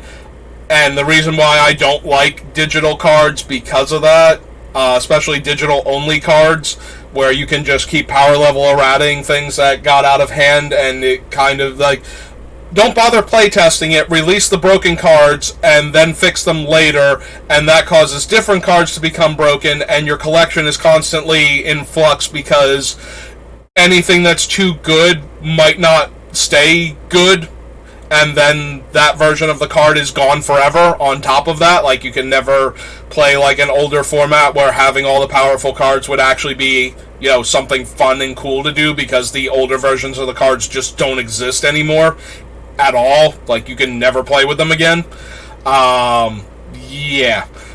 That's my reason for not liking games that can do that, and always being wary of like alchemy cards in Magic and alchemy rebalancing, because I prefer to have the original version of the card available and to just have it banned in the formats that it's destroying, as opposed to being power level errata, so that way you can play with it but it's not the same card anymore. So basically, yeah, we made a mistake. We didn't playtest the card properly, or we did not anticipate certain interactions, and players just adopted the card en masse, and now it's ubiquitous to the format. So even if we have cards that are able to deal with it, but they're not great, and the deck is like one of the best decks, but not necessarily the best deck, but everybody's convinced it is, so they're going to play it anyway, and it's like 80% of the format right now. Our options are to ban the card or to errata it so that the deck doesn't do what it used to anymore and can no longer function the way it was, or is worse now. And I don't like either option, but I kind of like having the card stay at its power level and be available in formats where there are other insanely overpowered cards, so that it can still do its thing, rather than just erase the original version and give us this watered down version that A, doesn't make the deck it was good in very good anymore, and B, will never do anything now in any other format because it's lost all of the power that it had, type of thing. So yeah, that's always... So power level errata is not something I'm thrilled with to begin with. Like, I would prefer if they did not do that. And Magose is basically a time capsule holding what Time Vault's power level errata was on its game text. So you can very clearly see what Time Vault was and now is again, and what it was briefly in the intermission, where it was Magose the Water Veil, basically without the ability to tap for blue and without having to return to the hand. Malcure Blood Witch is pro-white and drains opponents equal to the number of vampires you control. Mark of Mutiny steals a creature but gives it a +1/+1 counter. Marsh Casualties actually saw a decent amount of play in Limited, because all of the opponent, like, lots of aggro creatures and lots of creatures with low stats that got pumped by landfall means that marsh casualties could be a board wipe at 2 mana for your opponent's stuff. Like, you landfall, your stuff is out of range. It's our player controls on top of that. So yeah, it's even better than that. It doesn't even affect your things. I just remember it like, it wasn't killing your stuff anyway, but yeah, apparently it could never kill your stuff now that I'm actually looking at it. But yeah, just giving -1/-1 a lot of the time was enough to board wipe your opponent, like, or get rid of enough of their creatures where they were going to have to do some terrible blocking now to not die, and their creatures that lived were all tiny, so yeah, you weren't even trading very well. And then if you could ever kick it, it usually killed your opponent's entire board. Like, most creatures were like 1 and 2 toughness on the opponent's turn especially. We are going to add Marsh Flats for the same reason we are adding all of the other ones.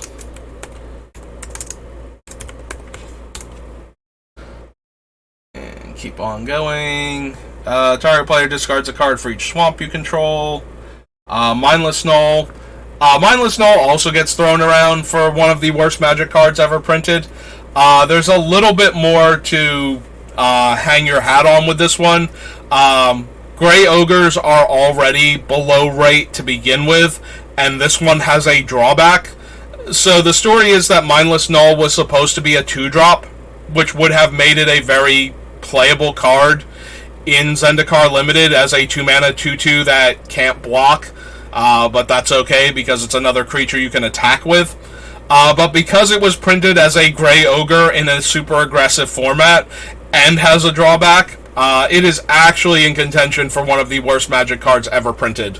Like, it is just so bad. Like, you need another card type in play for this thing to be awful. Like, Gray Ogres with no upside are not playable cards to begin with, and this one has a downside. Like, even the upsides a lot of the times don't quite push Gray Ogres into playability unless it's a very strong upside. Like, if it's minor, a lot of times they don't even see, like, limited play. Unless you're desperate, so this thing was... If this thing was in your deck, even if you had a ton of vampires in your deck, it was still terrible. Like, this was bad. This meant that somewhere along the line your draft did not go quite as planned, and you literally needed another creature in your deck, and you are so sad it's this thing. Like, almost any other black creature would be better. So yeah, Mindless Null might actually be one of the worst, if not the worst Magic card ever printed. It's not actively hurting you, but it's doing nothing to help you to the point where it is barely functional even at the job that it would have in your deck if you were putting it in to begin with. Misty Rainforest. Mold Shambler is the Acidic Ooze, but you have to kick it to do the thing. Excuse me. Does hit any non-land permanent, or non-creature permanent. So can eat planeswalkers. I forget if Acidic Ooze can eat planeswalkers or not. I want to say that it can, but I might be misremembering that. It might be artifact, enchantment, or land on that one. 3 mana 0/4 with fire breathing. Holds the ground surprisingly well, and then can attack into a lot of things. Again, a lot of creatures are small on the opponent's turn, or on your turn when you're attacking into them. So, like, they're only big on the opponent's turn. So this thing can comfortably attack into a lot of creatures and threaten to kill them or just deal a bunch of damage to the opponent. But also, a lot of the creatures are like 3 power on the opponent's turn unless they can double landfall. So an 0/4 with fire breathing can actually hold off a fair number of aggro creatures in the set. It was never amazing, but it was not unplayable. Like, this thing can brick wall a bunch of the creatures. This is the ally that deals damage when allies come into play. To target creature equal to... Oh, this one only deals it to the creature. There was one that can deal it to the player, I thought, too. Similar to the Diabolist. Maybe that one was in World Wake and we kind of went past it real quick because I didn't need to care about it because it wasn't making the deck because we're not allies. Our deck is not allies. I don't know if you hypothetical person I am talking to and I are allied in any other way, but our deck is not about allies, and therefore yeah, deals damage equal to the number of allies you control to target creature. Needlebite Trap drains 5 life and can be cast for a single black if opponent gain life. Sellsword is another ally that gets counters when allies come into play. Notably, all of these guys trigger themselves, so this is actually a hill giant to start with, and then gets more counters as you play more allies. It's not actually a 2/2 that you, for 4 mana, that you need to play other creatures to make him big. They do all count themselves coming into play also. Nissa, actually one of the worst planeswalkers when she was printed. Like, she's all in on elves as opposed to caring about mana sources. And she specifically needs this guy to function properly, so if you got her in a draft, you needed to find these things, at least one of them. She can get them, or no, he puts himself back on the bottom of the deck when he dies, so she can go get them again. I knew there was a way, I thought she could get them from the graveyard, but apparently it's Nissa's Chosen's ability to go to the bottom. But yeah, she actually needs another card to function at all. Like, she's not really doing anything. Gaining you 2 life for each elf you control is not helping. And then her ultimate gets you a bunch of elves out of your deck. Nissa is one of those kind of, like, mildly disappointing things. So, when Wizards first made her, came up with her, she was a very xenophobic character in their storyline. Like, the original description of her had her being very, like, she fit in super well with the Lorwyn elves. Like, she was very racist against non-elves. And then they didn't do anything with her for a while, and then they had this part of the storyline where Garruk became infected by Curse from the Chainveil and started turning into a predatory monster that would not be, like, viable as a heroic character to fill out the roster for the Gatewatch. So they had to look for other green planeswalkers, and they had Nissa, and they wound up kind of retconning her into a less racist asshole of an elf. So there's that, but you know, they like had this background for her where, yeah, she was supposed to be base green, leaning towards green-black, and she was very much of a similar mentality. Like, she was not the all-in on the beauty of elves and the ugliness of other creatures that Lorwyn was, but she definitely believed that elves were superior and did not like the other races originally. And they retconned her to be way less aggressively racist than she was, so that she could be like their green aligned character rather than inventing another one, which they eventually did with I am blanking Vivian. I was gonna say I'm blanking super hard on her name, but yeah, Vivian. If they had introduced Vivian earlier, she probably, like, and then they had not changed Nissa. Nissa probably would have wound up as a villain in some scenario, because we would have had Vivian as the more heroic green-aligned character.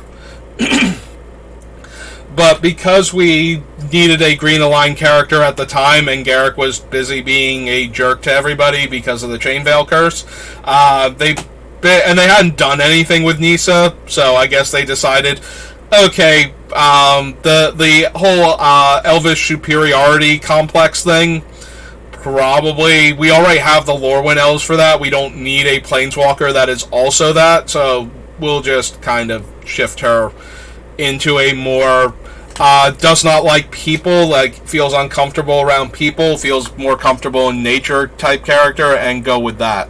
So yeah, Nisa was originally like borderline villain, but then they didn't do anything with her, and then they needed a green aligned character to be like on the heroic team, and they already were planning Liliana to be the contentious, slightly evil character on the team, so they didn't need Nisa to also be a contentious jerk to everybody else. It's really hard for the team to work properly when there are two people who both believe they are the most superior person and cannot possibly see the other people as, people. So if you put Nisa and you put like original Nisa and Lily on the same team, both of them are going to chafe so hard in each other's presence that the conflict is going to just constantly erupt. Like, they could barely work together as it was, and that was with Nisa not being a elitist racist jerk all the time. So having them on the same team with that, like, there's no way those two were ever going to get along long enough to do anything productive. And no amount of, listen, this is the multiverse that's going to be destroyed we're talking about, was going to make them do that, because as we've proven with Magic Planeswalkers, they will ignore everything else going on in order to focus on their own dumb things. Right, Soren and Nahiri, who were trying to murder each other, while Bolus is trying to kill literally everyone, including them, with their powers, in order to make himself a god and rule the multiverse? Yeah, maybe stop that just real quick before you go back to killing each other. Just kind of throw a monkey wrench into the giant Doomsday Dragon's plans first. Something, anything other than fighting in the streets and ignoring all of the carnage that's going on around you. But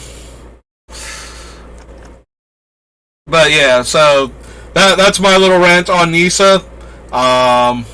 It makes me kind of sad when they do things like that, like they establish the character, they give them a background, and then they don't quite know what to do with them afterwards, so rather than, finding a good way to use them, they just kind of retconned her. And they've done that before with characters where, we didn't see them for a while, and they needed them to be something slightly different than what they were, so it's just like, okay, now they're not quite what we said they were the first time, they're this, and then that kind of gets lost because it was just a blurb on, like, one page on, like, Wizards' website. Like, literally, where I'm getting the Nisa was a racist jerk thing was from, like, the description of her on a different page, like, off the main page of Wizards, like, you would have to go find the thing for, like, when Zendikar was being announced, and they were, like, and here's Nisa, and here's Soren, and here's how they connect to the plane that they're currently on, and where they're from, and a little bit of a bio on them. And that was the only blurb that I think ever really mentioned how bad Nisa was. And then, that blurb kind of goes away with the page dedicated to hyping up Zendikar, and they never do anything with the character, and all of a sudden she's back, and the only people that can even remember this are like, did I Mandela effect this? Like, did I imagine that Nisa was a racist jerk, and she never really was? Like, where did I read that, and why can't I find it anymore? Type of thing. And yeah, no, I am certain that was Nisa's bio originally, and it's gone now, and she's not a racist jerk in the storyline anymore, so. But they still kept the idea that her first plane that she went to was Lorwyn. But they just made her uncomfortable with all the Elvish racism when she got there, instead of, like, oh, cool, I like these guys. These guys know what's going on. The deer feed is a little, like, off-putting, and the horns are a bit much, but, they're still elves, and I can still respect that. At least they know the pecking order should be. Yeah. So that is my rant on old racist Nisa versus new, less racist Nisa. Ob Nixilis the Fallen. This is where we got introduced to Ob. and found out that he used to be a Planeswalker. And it took a while for us to finally get like his Planeswalker card, just like the old one before he got trapped on Zendikar. But yeah, then he started showing up in a bunch of things because he's a good generic villain. Like, he is very much the mustache twirling, evil for evil's sake type villain. Lack of mustache notwithstanding. So he is a good one to break out especially now that Bolus is gone. Like, he is basically Bolus Jr. is the thing. Like, he is cruel for cruelty's sake. He is a jerk to everyone, even the people that are helping him. He never misses a chance to backstab or make somebody suffer just because he can. But yeah, now that Bolus is actually gone, he is the we need like a mwahaha level villain. Yeah, what's Obnixilis doing right now? Can he be on this plane? Cool, let's get him over there. He'll be the villain we need for this set. Obsidian Fireheart exists just so that Mark Rosewater could put the reminder text from this creature in his little blurb about how they had a card with this game text on it. The land continues to burn even after this card has left the battlefield. Yeah, he like pounced on that, and the land continues to burn is like the least helpful reminder text ever. What it should say is this effect continues even after Obsidian Fireheart has left the battlefield, because a lot of times when a card puts a counter on a permanent and then the card defines what the counter does, having the permanent leave the battlefield means that the counter, if it doesn't remove the counter on its own, which a lot of them actually do because the counters don't do anything anymore, the counter stays, but without anything defining what the counter does on that particular permanent, the counter does not do anything. Notable examples include that which was taken from Kamigawa block, original recipe, puts a divinity counter on a permanent, but unless it's one of the Myojin, if that which was taken leaves the battlefield, there is nothing defining what divinity counters do anymore on that creature, so it doesn't actually stay indestructible just because it has a divinity counter on it. And notably, having the divinity counter on it while something else that isn't that which was taken is in play doesn't cause the counters to suddenly start granting it. Like, if you have one of the Myojins in play and you put a divinity counter on a different creature, then that which was taken leaves the battlefield, like gets destroyed or whatever. Even though there is another card in play that can define what a divinity counter can do, the Myojin itself, like the old school Myojins, have indestructible as long as they have a divinity counter on them. The divinity counter itself does not do anything. It needs the artifact in play, or you need to put divinity counters on things that use divinity counters for their effects, and then they will define what a divinity counter does on them. And if it's something other than indestructibility, they will still have indestructibility while that which was taken is in play, because it's still giving that effect, even though the other card is using divinity counters in a different way. It just now gets both potential benefits from having the counters on it. So Obsidian Fireheart actually says that its function continues and the blaze counters continue to deal damage even after Obsidian Fireheart has left the battlefield. But wording it as the land continues to burn after Obsidian Fireheart has left the battlefield, I feel like was almost 1,000,000% just so Mark Rosewater could use that particular line. So when a new set is coming out, one of the things that he does to hype it is list a whole bunch of statements that are true out of context and let players try and figure out like what the relevant context for the cards is going to be. Build a lot of speculation hype. So by saying that was official game text on the card, which it technically is, allowed people to get very confused about what was going on in this set.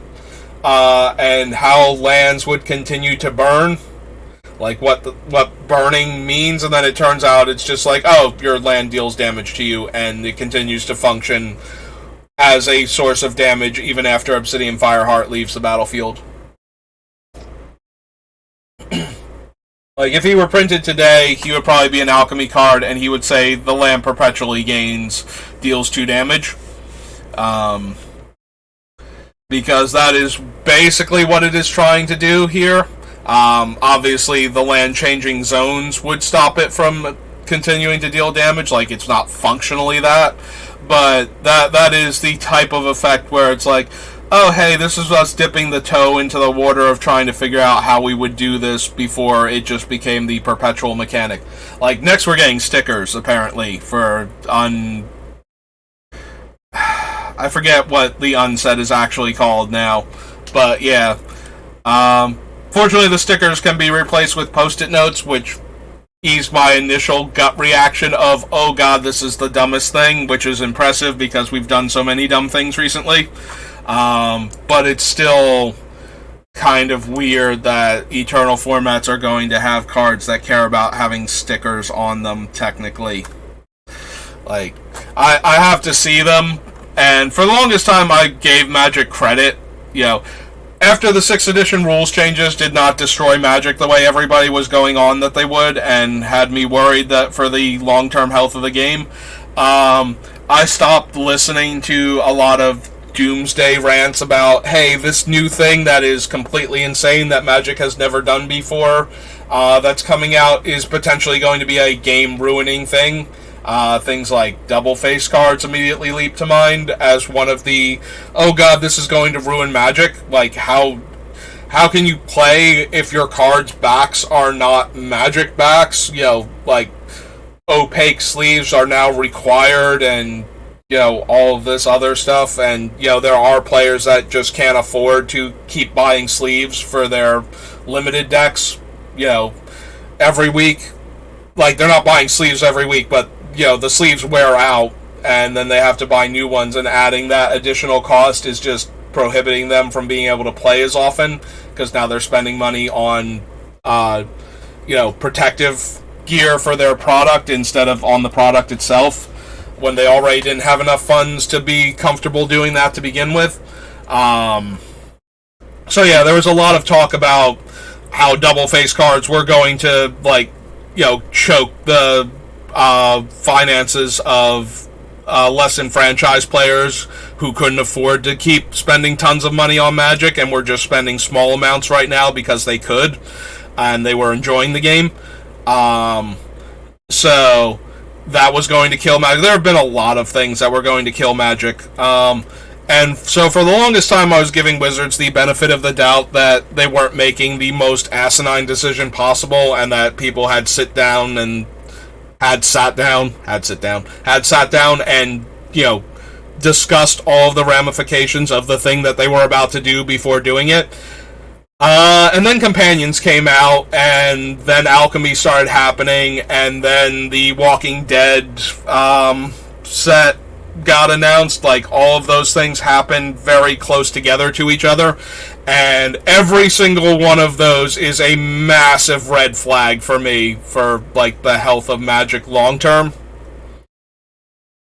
Like, all three of those things were,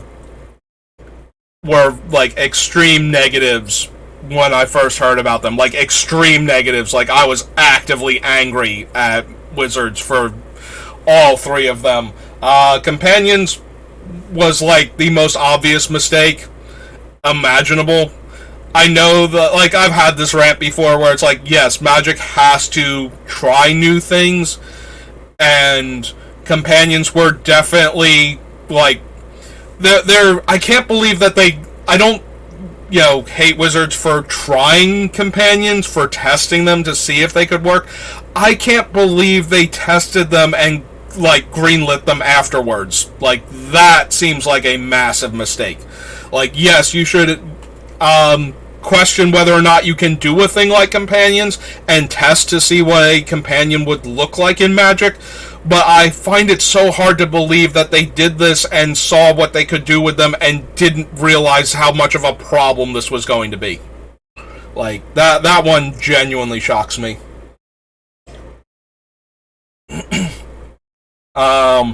Alchemy as a thing, I already did my rant. I don't like the idea that the cards that I am buying right now to play with can suddenly become something else and never be the thing that they were ever again.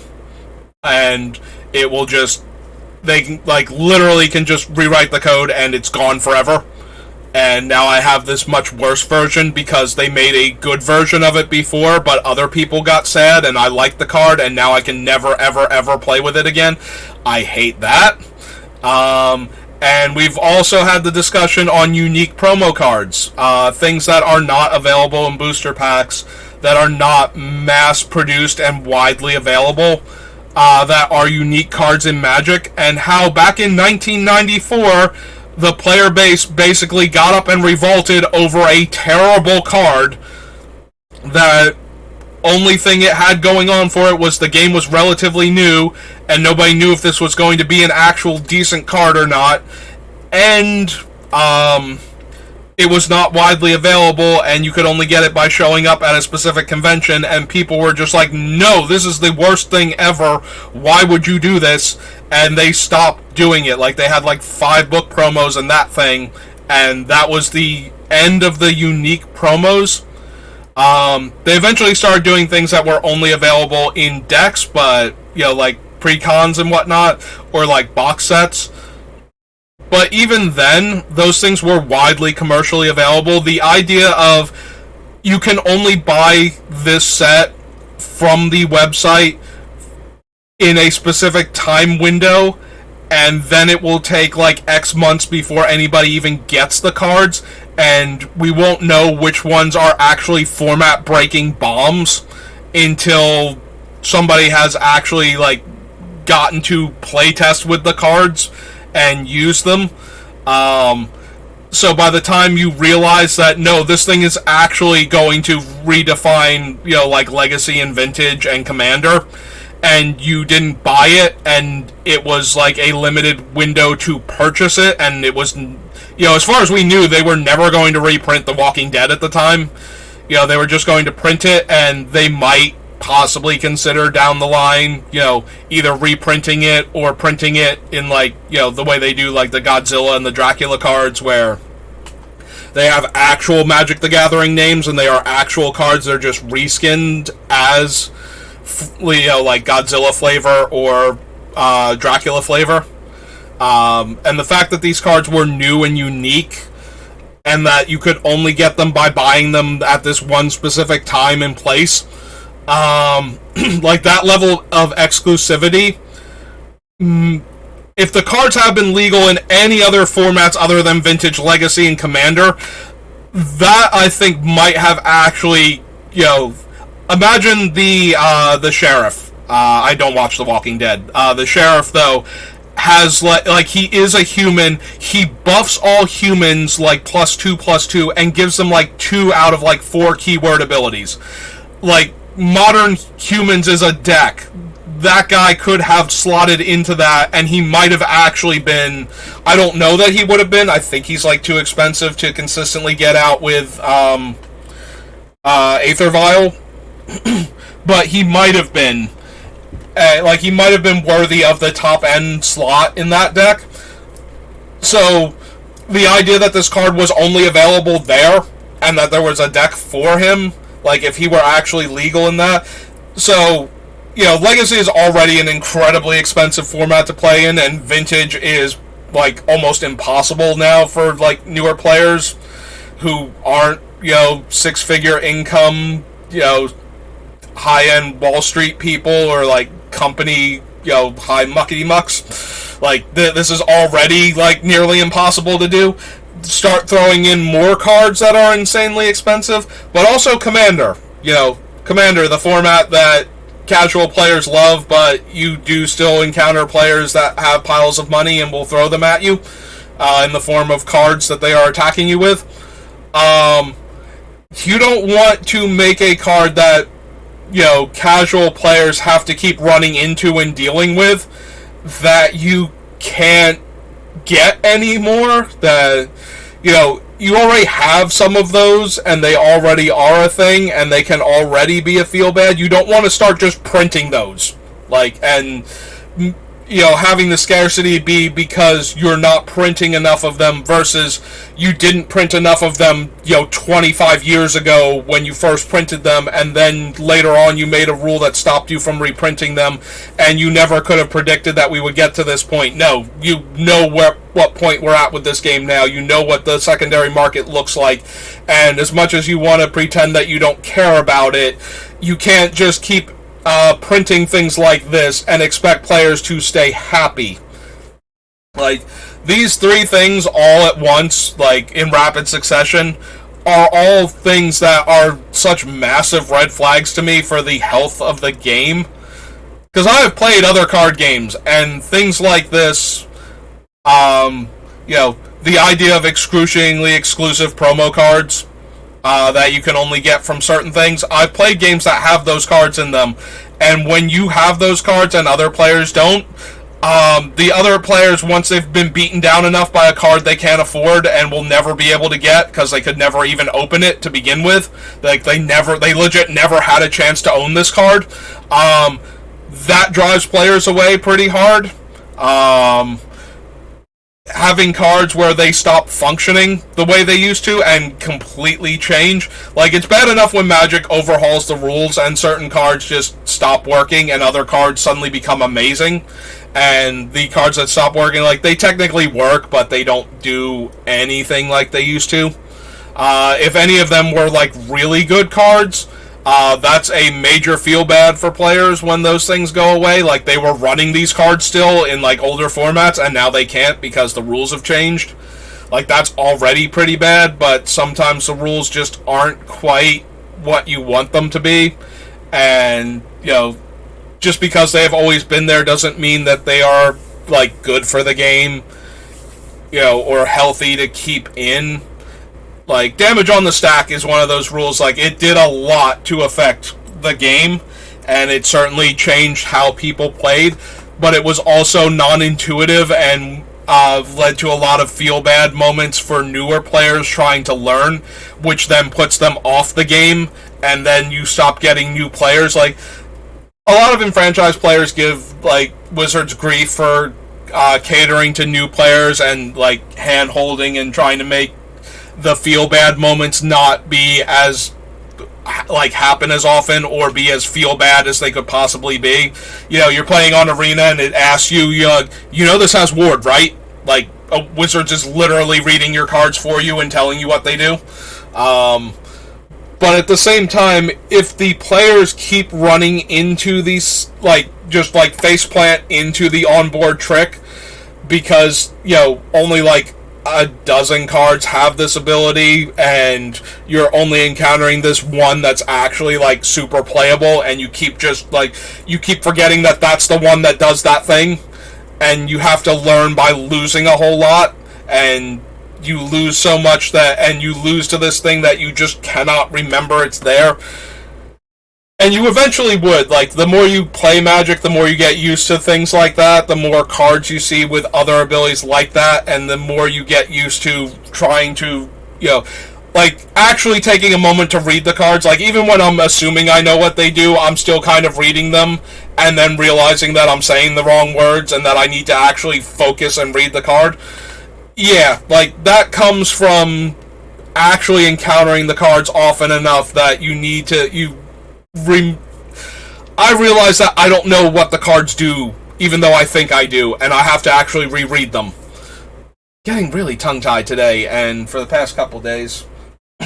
And I'm almost through my water again, so that's not helping anything. But feel-bad moments like that stop players from getting into the game, and so they don't get to the point where they start to read the cards, actually pay attention to what they do, and they just feel like they're getting like that gotcha moment, that feel bad moment where, oh, you didn't know this was a thing, but now you're going to learn in the worst possible way, and if only you could have possibly done something different before this, you would have known, but you didn't, so now we're going to ruin your day, and the game that you are winning is now completely lost. Like, new players already have enough things that they have to get over, and enough negative surprises that Magic can deliver, without needing to absolutely destroy them with onboard tricks and whatnot. Like, there are going to be some things where they can read the card and not realize how it's going to get them. You know, like, you read the card and it goes, oh, this does, like, you know, like, landfall, this creature gets +2/+2, but you can only play lands on your turn, and then they find out that, no, spells will put lands into play outside of your turn, and that can happen. You know, like, okay, they got by that one, but that's because they didn't know every card in the history of Magic, you know, or even in this set that they're playing, because they're new to it. So now they realize that there are going to be cards that do things that they don't, you know, and they're going to have to figure out what those are. But when you can read the card and then forget about it, and then accidentally do the thing that you can do to every other card but not this one, and instead of being a walk back moment like Hexproof and Shroud, if you try and target the creature illegally, from a, like, specifically from a game rules violation standpoint, what happens is, it's not that the spell has an illegal target and gets countered and goes to your graveyard. It's that you rewind to right before you cast the spell and chose an illegal target. You're not forced to continue trying to kill a creature that you can't and lose the spell. You're also not forced to immediately reselect targets. You are forced back to when you started casting the spell. It untaps the lands that you used. Additional costs are undone, especially if you can reset the game state to exactly what it was before you started casting the spell. Then that's what is supposed to happen. Like, you tried to play an illegal, like, you tried to target a creature illegally, so the game just rewinds back to before then. But something like Ward, where it triggers an effect that counters the spell unless you do something, technically you're not allowed to pull the spell back anymore. At lower rules enforcement levels, you know, like your FNMs and whatnot, technically you can undo that one as well, but you can't just keep, like, running face first into it and expecting your opponent to have to explain to you that every single time that no, that now you have to do the thing and you can't, and you rewind again. But, you know, like, you can, depending on who's running it and what the rules enforcement levels are, it's reasonable to, like, rewind it once for them. You know, they misread, they didn't realize, you know, there's a lot going on. Magic's a super complicated game.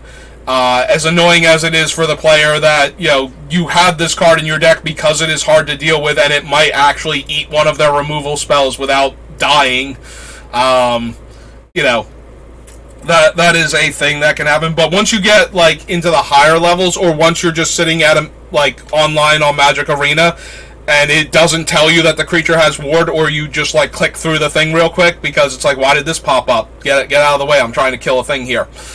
And then it counters your spell because you could not pay for it, or, like, wrecks you because the ward undoes what the rest of your turn was going to be, and now you can't do the rest of the thing, and you killed that creature with the idea you were going to kill their other creature and attack them for lethal, and now you can't do that.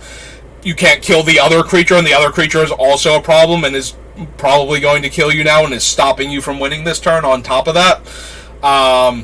Yeah, that is a feel bad that if it was not trying to hold your hand and was not letting you learn these things, you just, like, faceplant into that onboard trick and you just feel so stupid afterwards. Like the game actually makes new players feel stupid for not knowing something that established players already know. Like, you know, how Ward works and what it actually does, and that your spell can fail just because you didn't read it and didn't realize, like, you know, and players are like, well, you just need to read the cards. I've read every freaking card in Magic, and I cannot remember what every single card does. And I do misplay sometimes because I think I know what the card does, and I didn't read it, even though it's like right there on the table in front of me. And I've been playing Magic for, almost 30 years now. Like, yes, you need to read the cards. Thank you, Captain Obvious. But, if you make it so that you need to retain the knowledge of what every single card in the format does in order to be any good at Magic, a lot of players will realize that they just cannot keep all of that information straight, and they will bail on the game, and then you will not have anybody to play against, to use your superior knowledge of all of the cards against in order to win all of these wonderful prizes. So there has to be a little bit less so that new players can understand what they are looking at, and instead of being wrecked by the game, realize that there are ways you can wreck players in the game, and that you need to learn those things in order to become the better player and the one that is on the positive side of the one player getting wrecked by the rules of the game type of thing. Like, you need to give them the ability to feel like they can ever get to that point. Even if they can't, they have to feel like they can get to that point. Otherwise, you will lose new players, and then you lose, like, the future players that are buying this product alongside of you that are keeping this game alive. And if you lose too many of them to that, then you wind up like Time Spiral almost killed Magic. Legitimately almost killed Magic. I had that rant during Time Spiral block when I was looking at original Time Spiral. Like, I love that set, and it had a billion things in it for me. Like that meme where the guy's like, this hole was made for me, like he's like leaning out of this like person shaped hole. It's like, no, this was made for me. It's like, I belong in this like particular slot. Yeah, no, Time Spiral block is that for me. Like, this was made specifically for me in order to remind me of everything that I love about Magic and reward me for knowing like everything from the history of early Magic sets. So, yeah, that's cool and all, but it also was an absolute nightmare for new players to try and learn the game with, and it meant that, and this was like a full year of that block. So, anybody who tried to come into Magic at that particular time was just hitting this wall that they were never going to get through, unless they were going to get through any Magic set's wall anyway, but, most players, they see that wall and they're just like, nah, this isn't like climbing a sheer wall with no handholds. This thing is actually like tilted towards me. So when I get to the top, I am actually just falling to gravity because I have no way to grip this thing anymore. Like, level of a wall in front of them that they have to somehow climb to be able to play Magic. And so you lose almost every new player at that point. And if you lose a player to that, they just remember that this game is insanely complicated and there was no way they were ever going to learn everything they needed to know to play it, and so they probably never come back to it. Wow, I went on this rant and I am like so far removed from where I started with Obsidian Fireheart and it's like stupidly worded reminder text. Like, we started with that and now I'm on like, new player retention. Like, this is why it took me over a month to do this. Maybe the other decks that we build in the future will go a bit faster because I will have told all of these stories and I won't be inclined to repeat them like verbatim anymore or get like caught up in a rant. I'll get caught up in rants. Like, I am very passionate about Magic. I do love this game. Despite the fact that I just said I hate like 3 things that Wizards has done very publicly and like promoted like they're good things in the past like couple years. I do very genuinely enjoy playing Magic the Gathering, and so I care about the long-term health of the game. because I want there to be new players. I want people to come into Magic the Gathering and feel like they can play this game and start building their collections and building decks. I want my FNM to fire all the time. Like, I've lost like 2 places that I've been playing at for years because between the pandemic and low player turnout, just once you could get back to it, I went away for like 2 weekends for like my first vacation, like 15 years, and one of the places I played at, like, I went away the week that Kamigawa came out. Like, I was there for the pre-release weekend, and then like 4 days later, I'm off on vacation, and I come back like to like the 3rd week of Kamigawa Neon Dynasty, drafts at that place, and find out that that's the last time they're ever going to run an event because they didn't fire for the last 2 weeks because I went on vacation and we were down a player, and that meant that we couldn't run the event. Like that's like the entire tournament industry in my area relies on whether or not I show up. It is both impressive, like makes me feel pretty good about myself and my level of consistency for doing that, but also is a lot of pressure. Like, I can't support the entire Magic tournament scene by myself, so I need places that are going to have like 6 other players show up a week and consistently, and if I don't make it that week, the game, like, the place is still running and running events when I come back. Like, and the other place I play at, I used to go there all the time for the pre-release and like for their FNMs. Like, I was doing Saturdays at the first place and like pre-releases and FNMs at the second place, and then pandemic hit and they couldn't do pre-releases anymore, and I was working Friday, so I couldn't go to their FNMs, and so I get to go back to there for like the first time ever, because now I can't, like, I started doing pre-releases at the first place because the other place wasn't running anything, so I get to actually do like my first pre-release there for like New Capenna, and it's me and 3 other people. Like, this is a place that used to be you went there, like, this is a place that did like the $100 and you did 6 events over the course of the weekend, like Saturday and Sunday, and it like filled up, like ran out of space for players, and it has like they have a basement section where they can seat like 12 players, and then they're upstairs seated like 20 players, so you have like 32 players, and like all the slots are full for like all of the events, even though you have to get up at like 7 in the morning to get there for the first one, and you're not leaving until sometimes like midnight. And like all of these slots are full. Like, people want to play the new set and they are here for it, and it's a good deal, especially if you can do all 6 events.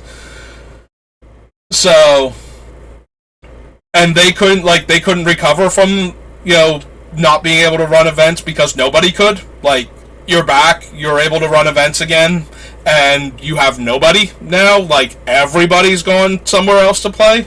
Like, that's absolutely absurd. Like, and we were getting like actual Magic players. Like, I say actual Magic players. Like, this is where I met Chris Calcano. Like, Grand Prix winner.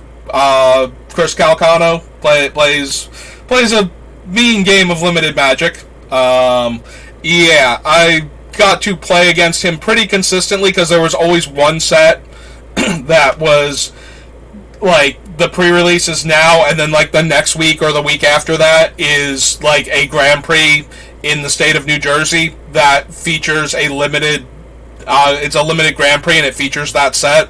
So he would always be in town for that anyway, and would show up to the pre-release to get in reps for the for the Grand Prix that was coming up. So I got to play against him like a reasonable amount of the time. And it's a pre-release, we're all learning the new cards, so my win rate is like way higher against him than it would be outside of that scenario, because I do tend to adapt fairly quickly to new Magic sets, latch onto a strategy that will function, and then everybody figures out that strategy and then figures out what counters it and what counters that, and card pick order and prioritizing in sealed deck and whatnot. But I tend to do like reasonably well at pre-releases because I can figure out the set relatively quickly. So I actually got to play against him a lot because I would be winning and he would be winning, and we would get paired up against each other at some point in time during the event just because we were both doing well at playing limited Magic.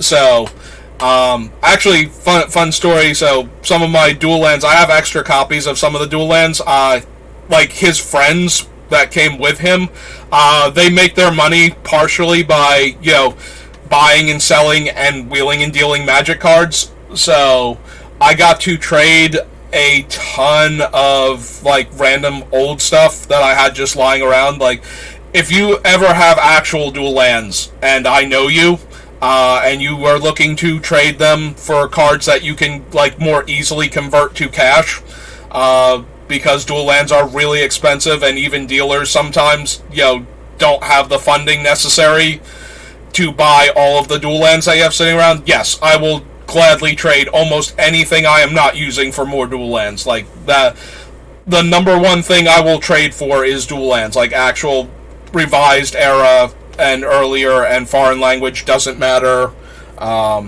So I actually got like a trio of Bayous from one of his friends, who was looking to just get stuff that he could unload easier at like the upcoming tournament. So that was fun. But yeah, we used to play Magic, and he would like take a few minutes to talk to me about the set.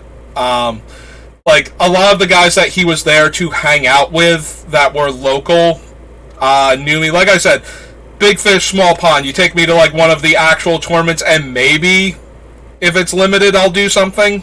But like making day 2 is like super difficult. Like I almost never do that.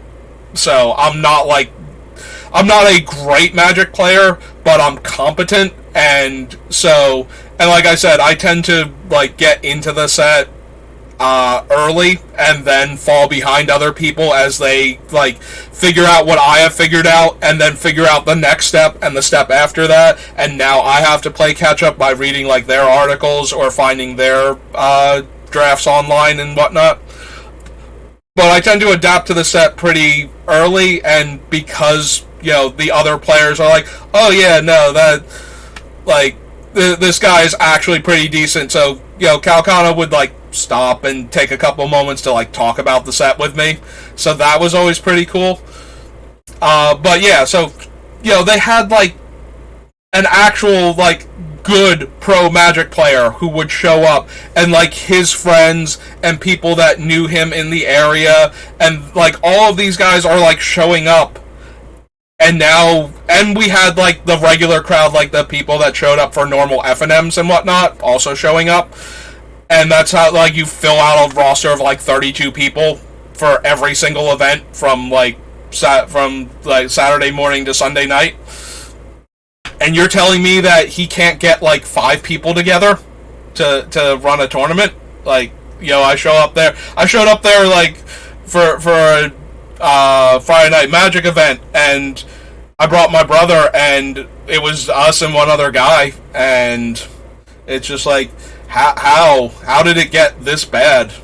Like, I honestly, the pandemic like drained a lot of business, but now these players are like back and looking for places to play, and this was like one of the places you went to, and it always had a decent turnout.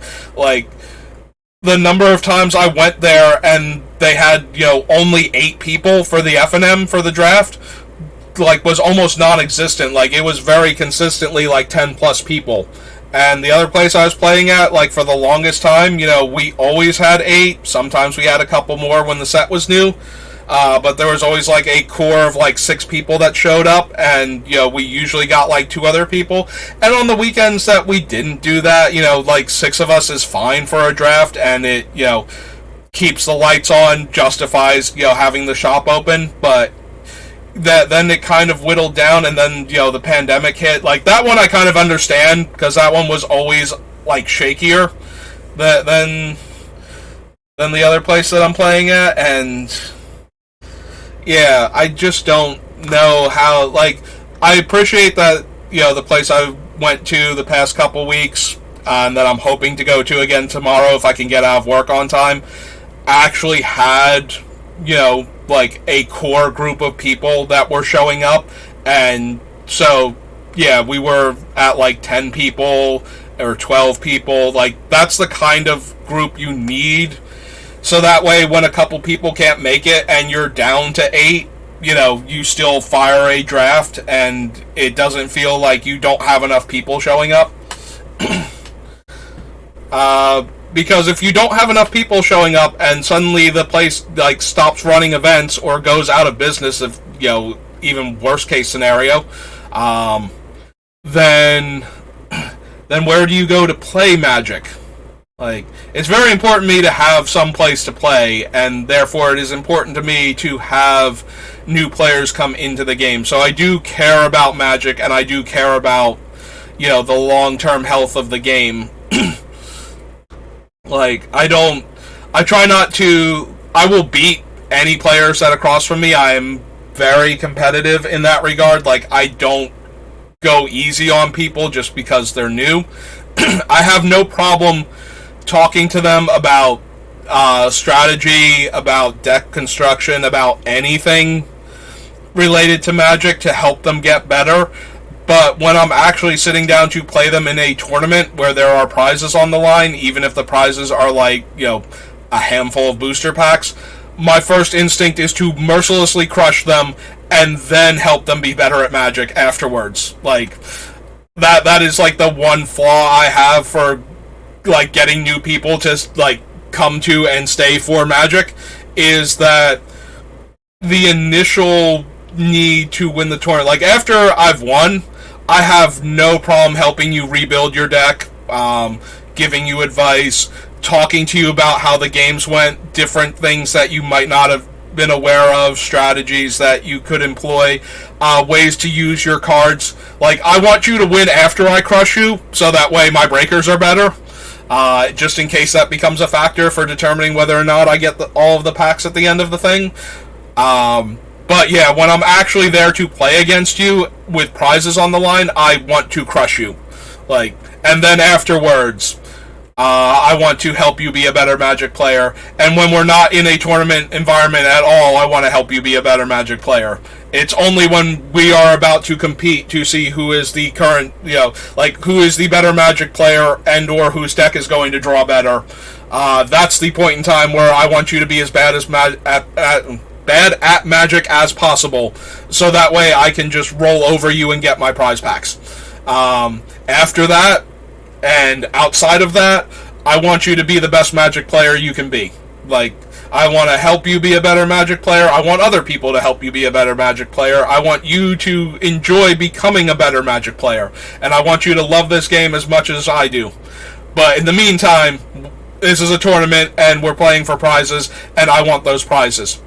Until I've opened those packs and realized that there's nothing I want out of the set in them, I want to beat you because I want that full art foil rare that, I don't have 4 of yet and was not planning on buying another one, but now I have another copy of it and I'm thrilled that I have it. Yeah, no, I want that. I want to win this game of Magic. But after that, and, outside of the tournament structure, I love talking about Magic, and I will gladly talk to people about Magic and try to help them be better. Especially if I think I can help them. I want them to be better at Magic. I want them to be good at Magic and enjoy playing Magic and, feel like they can win. Because you don't get better by playing against people that are worse than you. Like, some people, like I said, Chris Calcano, actual Grand Prix winning Magic player, has played on the Pro Tour, showed up at a place, to play like a pre-release. Some players would be like, oh god, we don't want to play against somebody like him, no, I want to play against somebody like him. I love playing against players like that. Playing against people that are blatantly better at Magic than me, and that play really well, and have done the thing that I wish I could do, play well enough at a high enough level of competition that people know who I am. I would love to play against players like that consistently. Um, when I first was getting like really into tournament Magic, back around like Urza's Block and whatnot. One of the places that I went to play at was super far away. It was like an hour plus drive. And I had heard rumors. I don't know if this is true. Like, some of the players there said that this was true. I genuinely don't know. John Finkel, like, Pro Tour Hall of Famer, one of the best players ever to play the game of Magic. Like, literally, if you ask old school Magic players to name, like, the best player ever, a lot of them have John Finkel's name, like, forefront of their mind. Like, you can make arguments for people like Paulo Vitor Dama de Rosa, who is an insanely good Magic player, and I will also not ever besmirch his name either. But for the longest time, John Finkel was the name in Magic. Supposedly, when he was going to college, he had like played in this area. It's Old Bridge up in getting closer to New York in New Jersey. It was a place called MC Comics. I don't know if this was true. If it was, I am super sad that I did not find this place while he was still playing there, before he like moved on to other things. And because I would have loved to have said that I played against John Finkel, like back in the day, like before he hit his prime. But back when he was still, like, a good Magic player that was going to be one of the best Magic players ever, I would have loved to have been able to play Magic the Gathering against this man. But the caliber of the players that were there was very high compared to other places I was playing at, to the point where I would go there and struggle to win games against them, and then come back to other places in my area and play against the people there and steamroll them. The only comparable thing I can think of to this is I used to play Smash Brothers Melee. Like, one of the groups of people that I used to hang out with, we used to do like D&D and stuff together. They were competitive Melee players.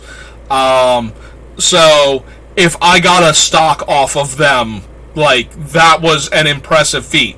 But you take the fighting style that I developed fighting them, and then go play against, like, my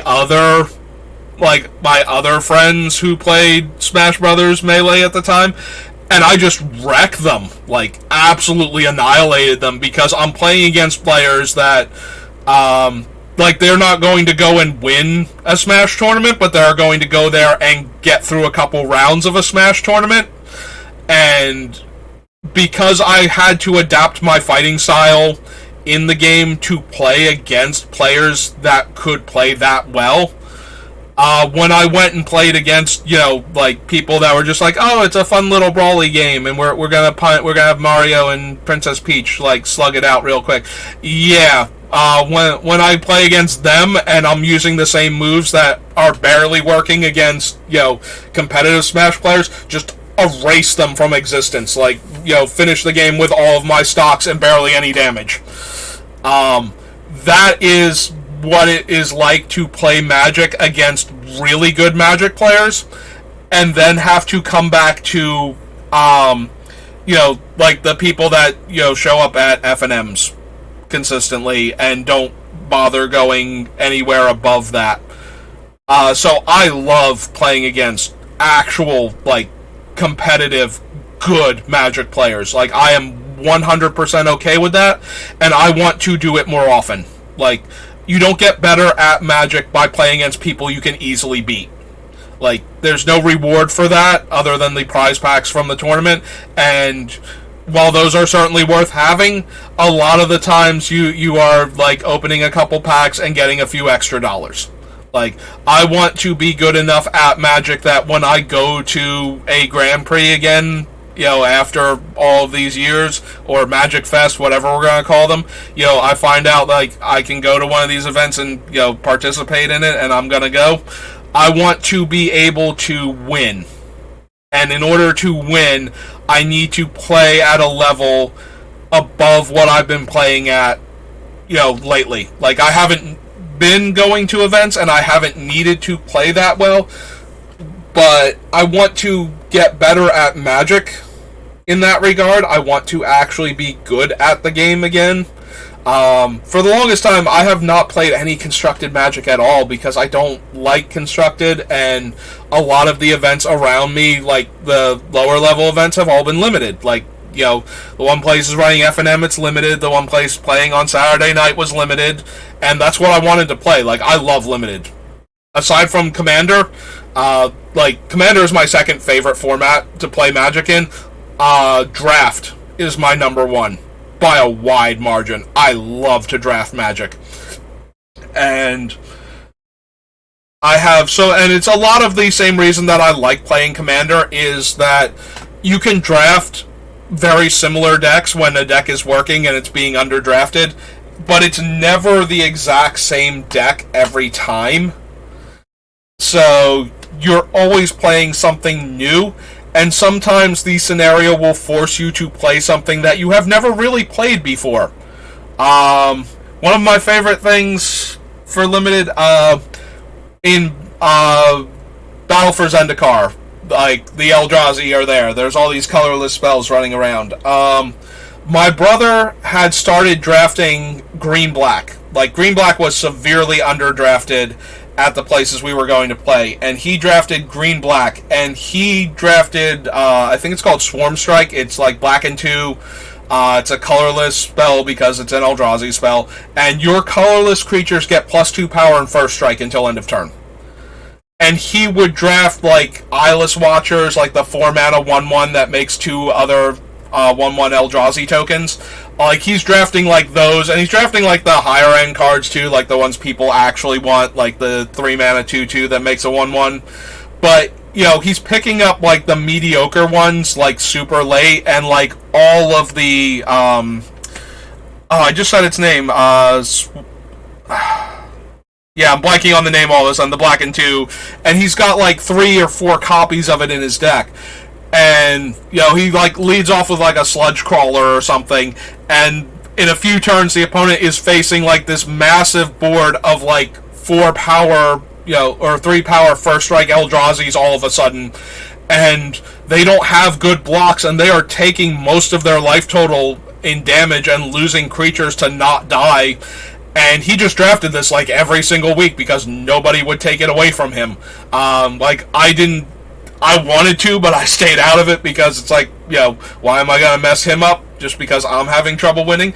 But then I would go on, like, Magic Online to draft Zendikar, to draft Battle for Zendikar, and I would draft this deck because nobody was drafting it, and it was actually really good. And just the idea that there is this strategy that people are ignoring that you can find and draft and exploit and win games with just feels wonderful. So I love that you can do that. I love that you can find a draft archetype that is not getting attention and figure out what the cards are that you actually need to make that draft archetype work and just grab them. Like, when nobody else is in that, it feels so amazing to just, like, oh, I'm getting 15th pick this card that I want. There's 15 cards in the pack. This is coming to me last pick. I know they had the full art lands in there, so even on, like, online and arena, they wouldn't keep the lands in arena even for that, but you know what I mean. Like, 14th pick, you're getting, like, a card that is amazing in your deck. Like, it might not be a first pick, but if the deck ever caught on, this would be like a 3rd or 4th pick card, and you would never see it later than that, unless there were, like, 5 cards for the deck in the pack, and they were all top tier, But it's just so much fun to find things like that in Limited. It's so much fun when you know an archetype and somebody else doesn't, and you can pick up the cards for it. It's also fun when you do know the archetype and everybody else does too, but you figure out how to make it work despite the fact that some of the cards are getting taken. If you pick the right cards and you prioritize the right things, and you get rewarded for that with a win, feels so good, like way better than, like, I still feel good when I build a deck in Magic, like, build a constructed deck and I get my wins. But there is something about Limited, like the idea that you don't have access to everything. Weirdly, as the person that actually literally has access to every Magic card that has ever been printed, yes, I do censor myself sometimes by just like not saying the word, and it sounds like I bleeped it out by like starting to say it and then silence, and then yeah, that is one of the ways I do curse when I'm trying not to be particularly vulgar. I don't know that I've ever actually done it, but I'm starting to get a little worked up about talking about Magic and how much I love it. So, but yeah, when you do that, and you just, where you don't have access to every single card in Magic, so winning with cards that are otherwise unplayable in any other format, like most cards are designed with Limited in mind, especially the commons and uncommons in any given set. Like, yeah, some cards are in there so that you have access to certain cards for constructed purposes, but a lot of the cards that go into any given set of Magic are there because Limited is one of the most popular ways to play Magic, especially Draft. And so these cards are designed with Draft in mind. Also, a lot of new players, because they don't have access to the cards, will show up for things like Sealed Deck and Draft because they feel like they have a more reasonable chance of winning. I mean, after everything I've said about wanting players to come into Magic, I'm going to be honest, they really don't. But that is because Limited Magic is actually, like, once you learn Constructed, it's just about getting the cards. But with Limited, you have to understand the game better to make the correct decisions in order to get to the part where you have a functional deck and can win the game. Whereas Constructed, you just have to make the deck. Like, you just have to get the cards for it and have the list in front of you. And then you can learn how to win with that deck. How that deck wins in the format. Like, you can copy the deck. Even if you look at other Limited decks, like, you can't copy them. You don't know them. So, while players might believe they have a better chance of winning Limited formats as opposed to Constructed formats, it's actually, I think, way harder to win at Limited than it is at Constructed. Like, I think Limited is the more difficult format because you have less control over what you're playing with. The ability to find the wins that the deck can get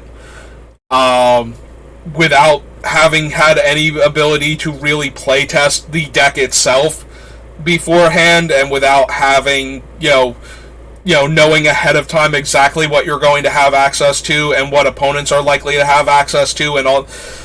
Like, it's so much harder to win Limited, I think, than it is to win Constructed because of that. And therefore, I find Limited to be the more enjoyable format. Like, building the Constructed deck and taking a Constructed deck to a tournament and playing 16 rounds of Constructed, a lot of those games are going to be very samey. And you want them to be, too. Like, if you have a deck that consistently wins when it does its thing, you want it to do its thing every single time. And you want it to stop your opponent from doing their thing every single time. And you are going to put the cards in your deck that make it more consistent or make it easier to disrupt your opponent's strategy, because that's how you win. So, there not only should all the games be very samey, but you want them to be. Like, you are actively trying to get the result that you want and then make every other game play out the same way. So in that regard, Constructed just has to be, like, very homogeneous, especially if one particular deck is considered to be the best deck. You are going to spend all day playing against and possibly with that deck. But you can't do that in Limited. Like, Black-Green can only support, like, 2 or 3 drafters at a pod at most, so you're going to, like, other players are going to have to draft the other three colors, no matter how good black-green is in this particular format. So, you know, limited at that point just becomes so much more diverse because it has to be. And even if you have the bad colors, you can have the good cards in those colors. And sometimes you have a great deck because the colors are seen as weak or unplayable, and you wind up with the good cards from those colors and the ones you would need to win if you were going to play those colors in the first place. So, I love limited Magic, and I love playing Magic in general. So yes, I want to talk about Magic. I want to encourage new players to play Magic, and God, do I love Limited. Those are your takeaways from this very long-winded rant. Obsidian Fireheart, you are ruining my chances of getting through all of these sets today. I just want you to know that. Like, your very existence and your stupid line of, like, flavorish reminder text at the end of you has just ruined me today. I want you to know that about yourself, and I hate you for it, okay? Okay? Alright. So let's, like, build Beamtown Bullies now. You know, that thing that I was so excited to do before I saw Obsidian Fireheart and needed to go on what is probably like a 2-hour rant. I'm just going to check my uptime real quick. I just want to see how long I've been at this. 3 hours. I've been at this 3 hours. I've been through one set. I am on the second set. Out of the 4 that I needed to do today. I mean, yes, I love talking about Magic, but this might be a bit much. We're gonna power through Zendikar. I might take a bit of a break, and then I'm gonna come back just so that way I don't upload a 7-hour video to YouTube later on because I don't know how to edit things yet. So Oracle of Moldiah. We're done with Obsidian Fireheart. We are on Oracle of Moldiah. Oracle is a great way to ramp. You do have to reveal the top card of your deck constantly so that other players know what you're going to be drawing every time you draw a card. But it does give you extra land drops and lets you play those lands directly from the top of the deck. Oracle of Moldiah, usually on my short list for creatures in Commander. Especially since I run a lot of fetch lands. So I can see what I'm going to draw and know if I need to crack a fetch without necessarily having to activate Sensei's Divining Top. So in that regard, we can add Oracle of Moldiah to the list. I don't know if it's going to make it, but it is one of those generically good cards. Get rid of that extra T.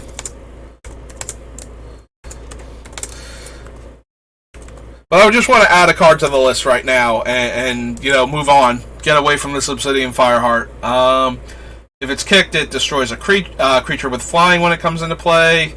Bear with Sets Mechanic. We don't have quite enough green creatures that I definitely want Oran Reef the Vastwood in our deck. It's okay. It's not amazing. Would potentially make the Bullies a 5/5, putting them out of range of all of the 4 damage sweepers, but I don't think that's absolutely necessary. And there are plenty of other, you know, higher damage base sweepers and ones that don't deal damage. And it's not like we're trying to cram the 4 damage ones in here. I've already been avoiding them because they would kill the Bullies, so making them a 5/5 is not helpful. There's Pleiadiopede, one of the most aggro creatures in this format. It is a 2-mana 3/3 first strike as long as you can keep playing lands. Pleiadiopede was one of the most brutal cards in this set's limited environment, and that is why the set is known for how aggressive it was, is because of how fast that thing kills. Like, it is not unreasonable to attack for 5 damage 2 turns in a row with that thing with first strike. Like, that thing is actually a monster. Just because of green ramp and fetch lands and other things that will put lands into play for you. And it is almost always attacking as a 3/3 first striker if your deck is built properly, so Yeah. Play a Geopede. The Lynx is also a good card, but because it is a 1 mana 0/1 to start with and has no power if you don't make your land drops and has no extra text, the Step Lynx was way more powerful in Constructed. But it did still see play in Limited because you could still theoretically get it up to a 4/5, like, for a couple turns in a row to really push through damage, and then you threaten your opponent with, like, multiple creatures going wide, because you play your land and it pumps your creatures, and then you cast your spells, so it's not like you're even missing, your curve is getting hurt by playing all of these creatures either. This gives the enchanted creature the ability to fight, I believe. Yep. Primal Bellow. Target creature gets +1/+1 for each forest you control. Punishing Fire is most notable for combining with Grove of the Burn Willows to create an reusable shock. Like, you give your opponent a life, you get this back to your hand, it deals 2 damage, so you can kill your opponent over the course of several turns by dealing them functionally 1 damage at a time, but also lets you kill, like, their 2 and 1 toughness creatures repeatedly, forcing them to have larger creatures and to not get them into combat with things that will combine with Punishing Fire to kill them. So, yeah, if that sounds very frustrating to do, that is why Punishing Fire, Grove of the Burn Willows was like a huge thing, and I think still is in some formats. Like, it is still played. It's not as powerful as it was, but it does still show up from time to time just because it does this thing very well. Pyromancer's Ascension is nearly impossible for us to trigger because of commander rules. If you ever did get it, though, like, if you managed to cast a copy of an instant or sorcery, because there are cards that will let you cast copies, but you need to get the copy, you need to get the original into your graveyard while still having the ability to cast the copy, in order to get a counter onto this in the first place. Like, there are so many hoops to jump through, but yes, it is technically possible to get a counter onto Pyromancer's Ascension in Commander. The way that I think is easiest is, I believe it's God Eternal Kefnet is the one that when you draw a card, you can reveal it if it's an instant or sorcery. And then he creates a copy that you can cast that costs 2 less mana to cast. And then in response to his trigger and revealing the card, I think you would have to be able to discard the card. Like, the timing is insane for this because you cast the card during the resolution of Kefnet's ability, I believe. So this might not even work the way I wanted to. But there are cards that create copies of spells, and then you need to get the original into the graveyard before you cast the copy so that you have the card with the same name in the graveyard while casting the spell.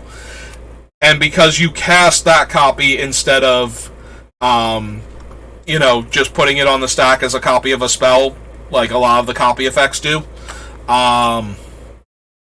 you then have the card in the graveyard, and you would get your first counter, and then you just need to proliferate the counter, and then you can copy every spell you cast from that point forward for your 2 mana enchantment. But as you can imagine, the insanity I just described for getting you to the point where you could do that, it's usually better to just play, like, Mirari or Twinning Staff or something if you need to copy your spells that badly. Like, the hoops you're jumping through to save on mana are not worth the effort, I don't think. If you do it, though, that's a really cool thing. I applaud you for doing the cool thing, at least, if not winning with it. Or, just taking the easier route that didn't require you to jump through 15 hoops to shave 3 mana off of the casting cost of your copying effect. Quest for Pure Flame. Whenever a source you control deals damage to an opponent, you may put a counter on it. 4 counters. If any source you control would deal damage to a creature or player this turn, it deals double that damage instead. Nope. This lets you put 4 counters on a creature. This makes a 5/5 zombie token. 6/6 with landfall that makes 4/4s. Exiles a player's graveyard.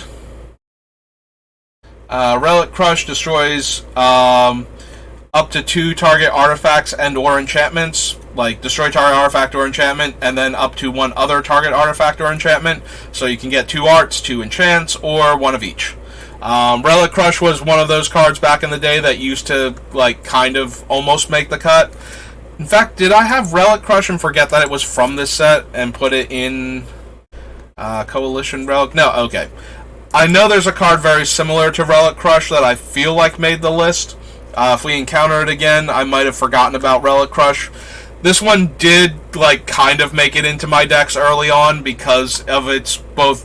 It is a naturalize and then another naturalize, and the 2-for-1 aspect of it kind of ruled over the casting cost of it, which is a bit prohibitive at 5. Like, you would prefer your answers to be, you know, like, somewhere... I would say 4 is really pushing it. Like, 3 mana and less is ideal. But sometimes, you know, the ability to destroy multiple things makes you want to run the thing over the ability to efficiently destroy one thing. River Boa reprinted here. Ruinous Minotaur deals damage to an opponent, sacrifice a land. So we do have a couple other cards like this that have already made it into the deck. This is a 5-power creature for 3 mana. Notably, as long as we're not attacking our opponent... Yeah, let's just delete that so we go back to where we were. Since we're not we're not forced to attack the opponent ourselves, we can just play this as a 5/2 that holds the ground. That we can trade this off for an attacking creature and then reanimate it later with the Bullies. It comes down before them, theoretically. It is double red, which is probably the hardest casting cost other than triple red on a 3-drop for us to cast consistently. Like, I think we would have a slightly easier time with triple black than with double red with the way I'm building the deck, but maybe not.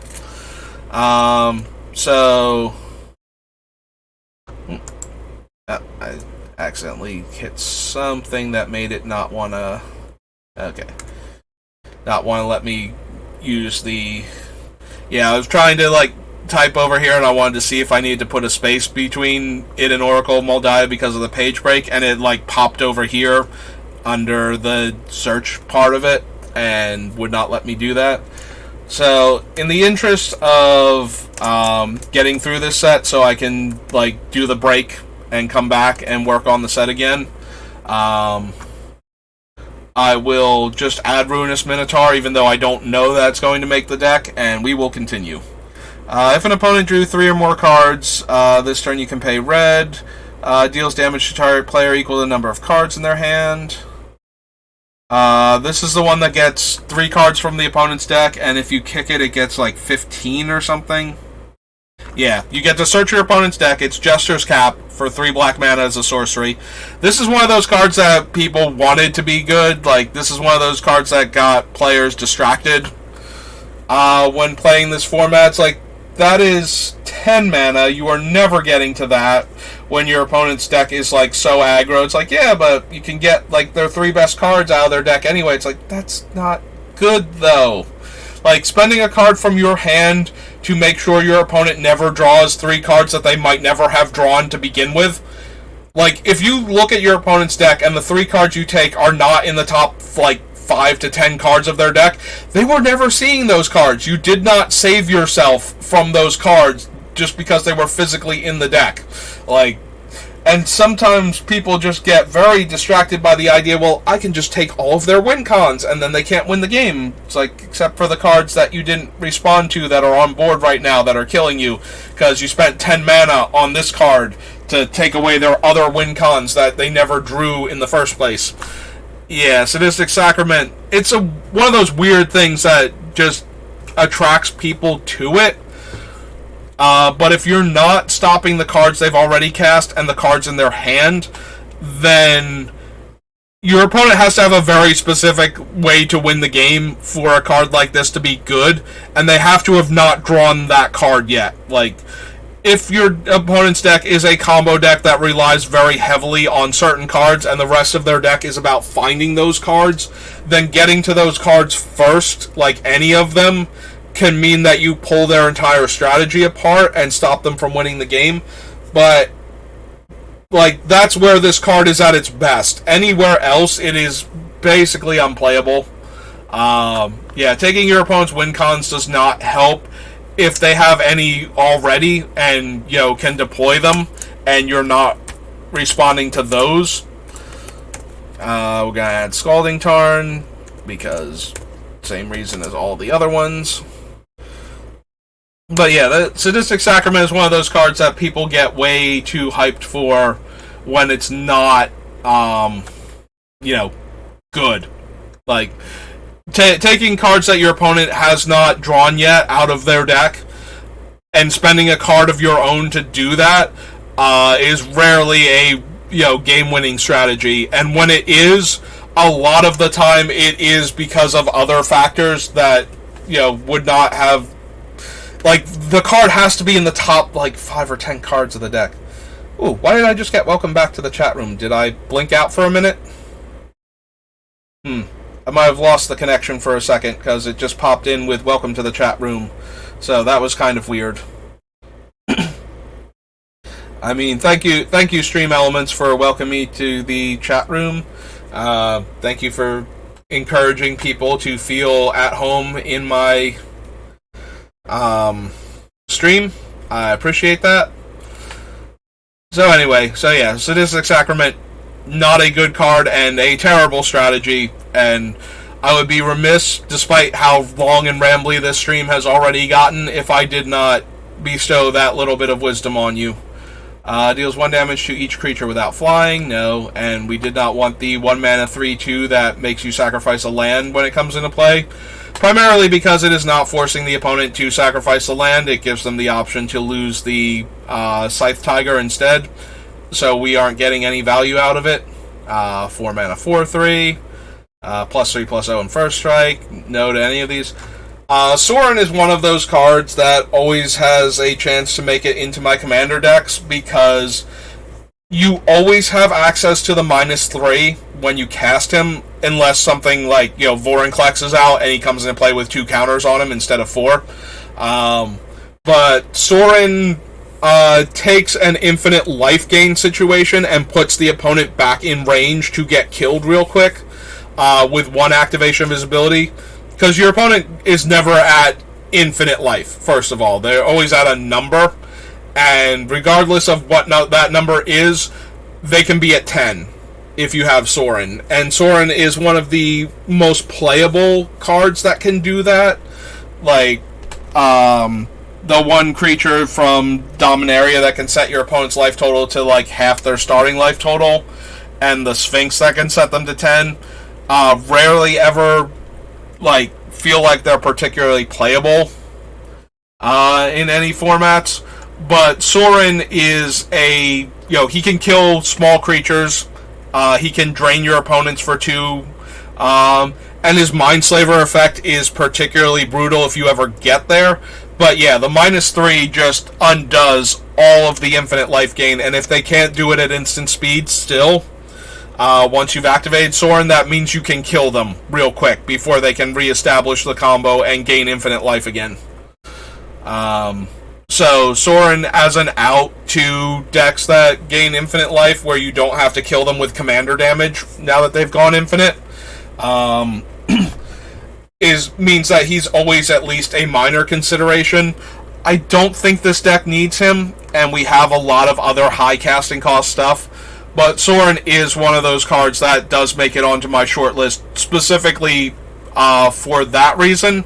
Like, the ability to put an opponent that can gain a ton of life into range to be killed by any other card effects and any other player, I find to be super helpful sometimes.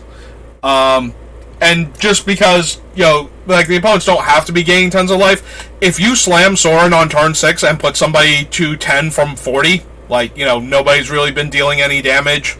Like, somebody's at like 38, somebody's at like 36, and you just put them to 10. All of a sudden, they are under a ton of pressure to not die. Like, it is very tempting for other players to go for the kill when somebody's that low on life.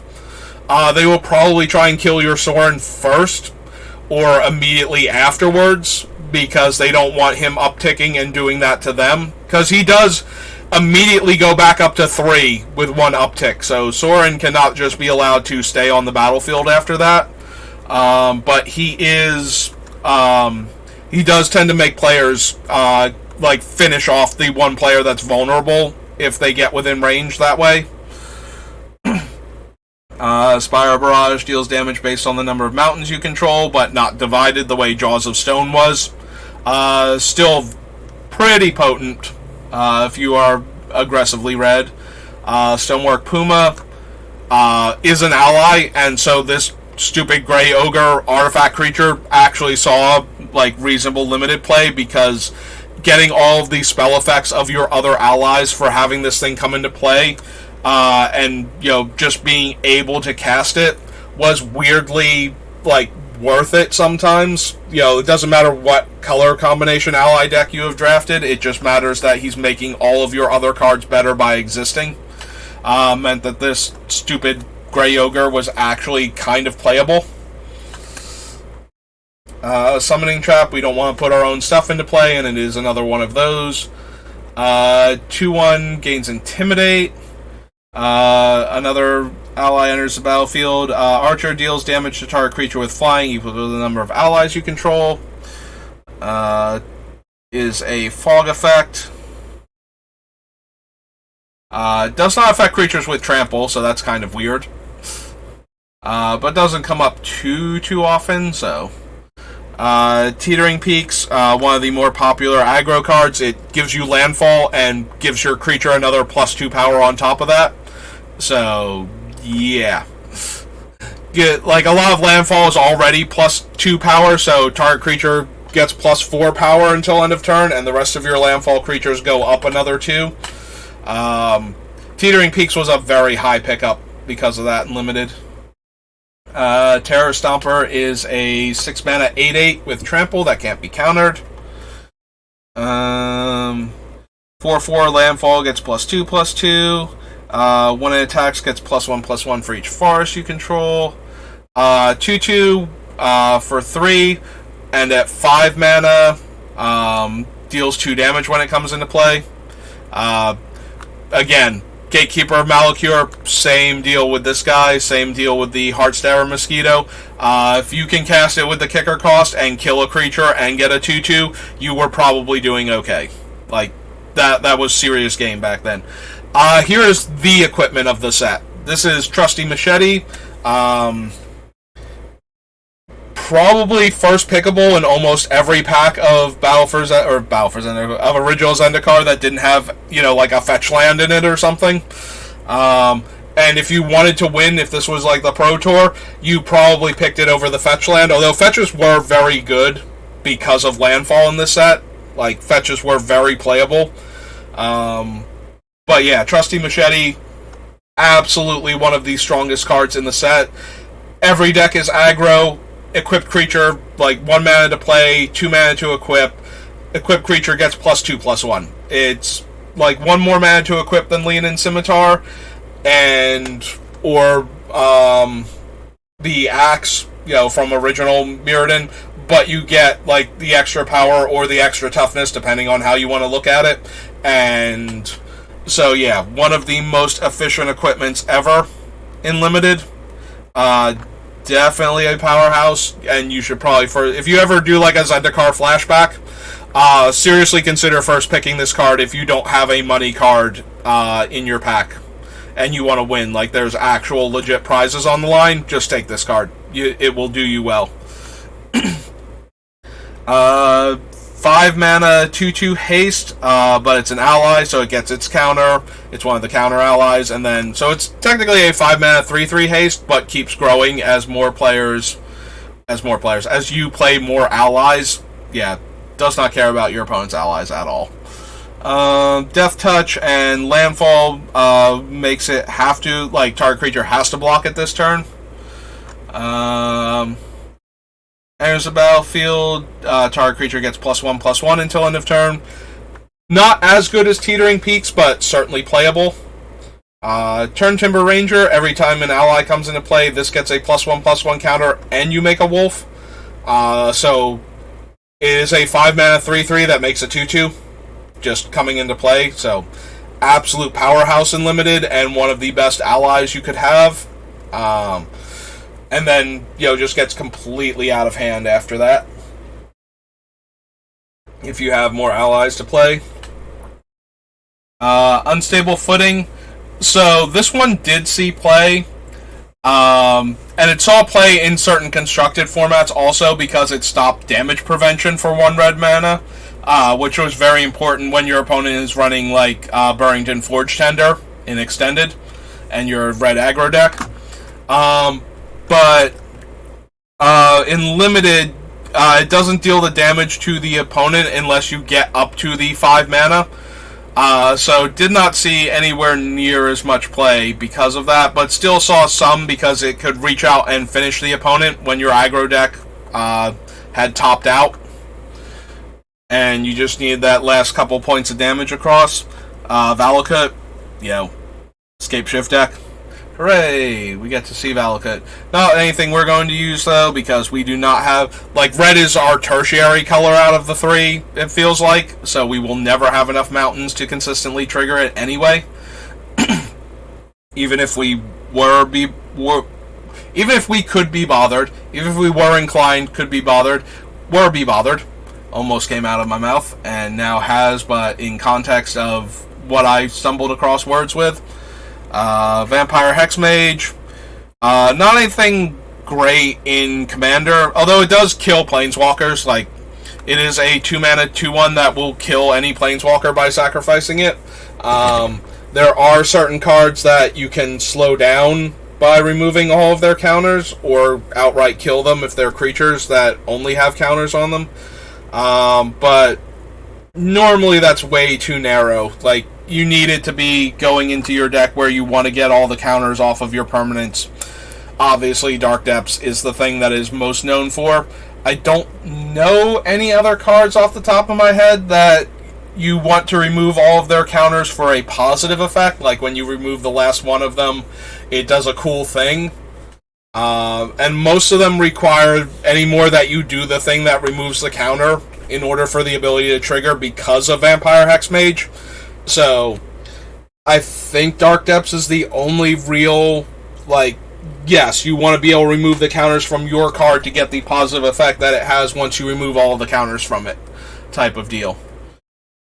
Lacerator, very aggro. Vampire Nighthawk. Oh my god, Vampire Nighthawk, why was this an uncommon? This thing was absolutely, absurdly brutal in Limited. This thing could have been a rare. And I don't think anybody would have batted an eye at it because it did so much work in Zendikar Limited that you would be thrilled to open this as your rare if it had been originally printed as a rare. Because you were going to win that game of Limited, most likely. Your win rate goes up so much with Vampire Nighthawk. The format is so aggro, and this thing is a 4-point life swing by draining your opponent every single turn with it attacks, and it can kill anything in combat. Oh my god, Vampire Nighthawk is so dumb. This was by far one of the dumbest cards you could ever open. Yeah, I don't know, maybe you should pick it over Trusty Machete, if you have that particular option, but that's close. The Machete does a lot of work and doesn't care what color you're in. Vampire Nighthawk does a lot more work, but demands that you be in black in order to cast him consistently. So, well, we don't want Vastwood Gorger, we don't need Vampire Bite, so we're going to take Verdant Catacombs now and add it to the list.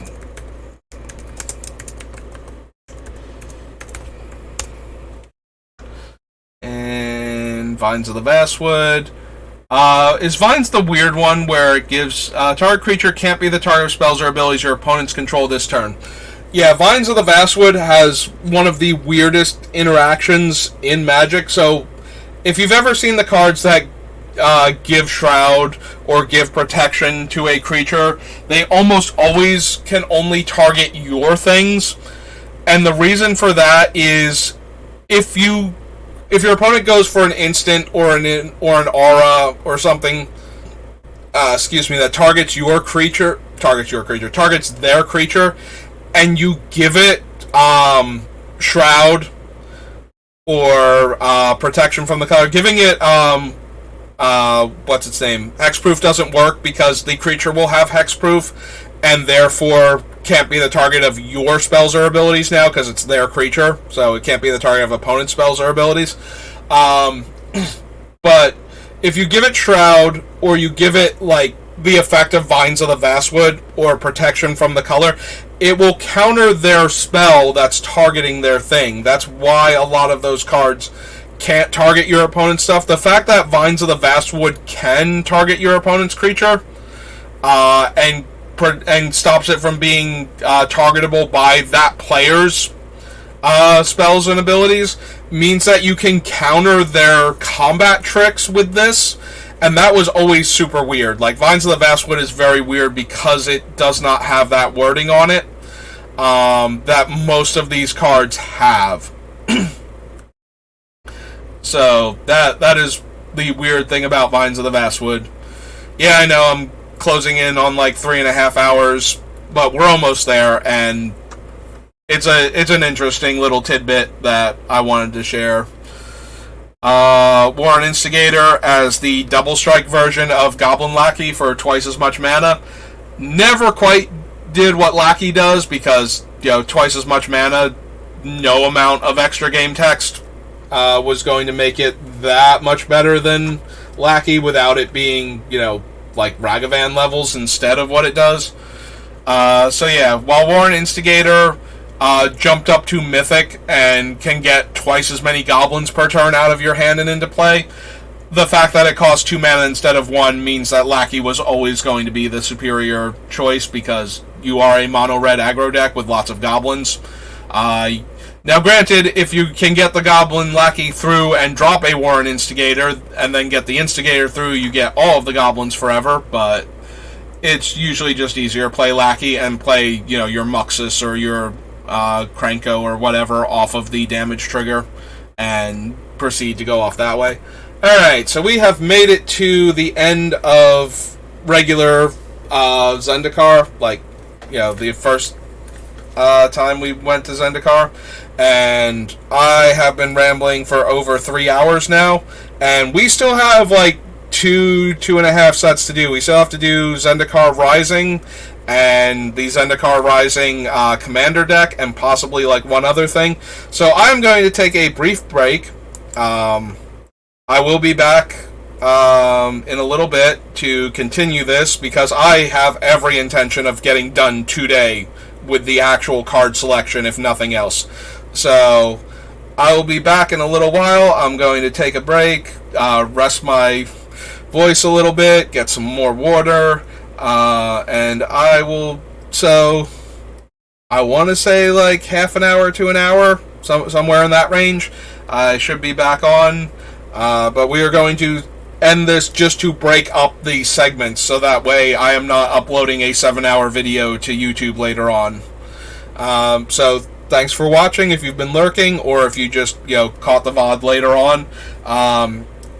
You can find me at Twitch, on YouTube, and on Twitter if you want to see when I'm going live. All of those are at SBR_BLD. I've been Saber, and thanks for watching.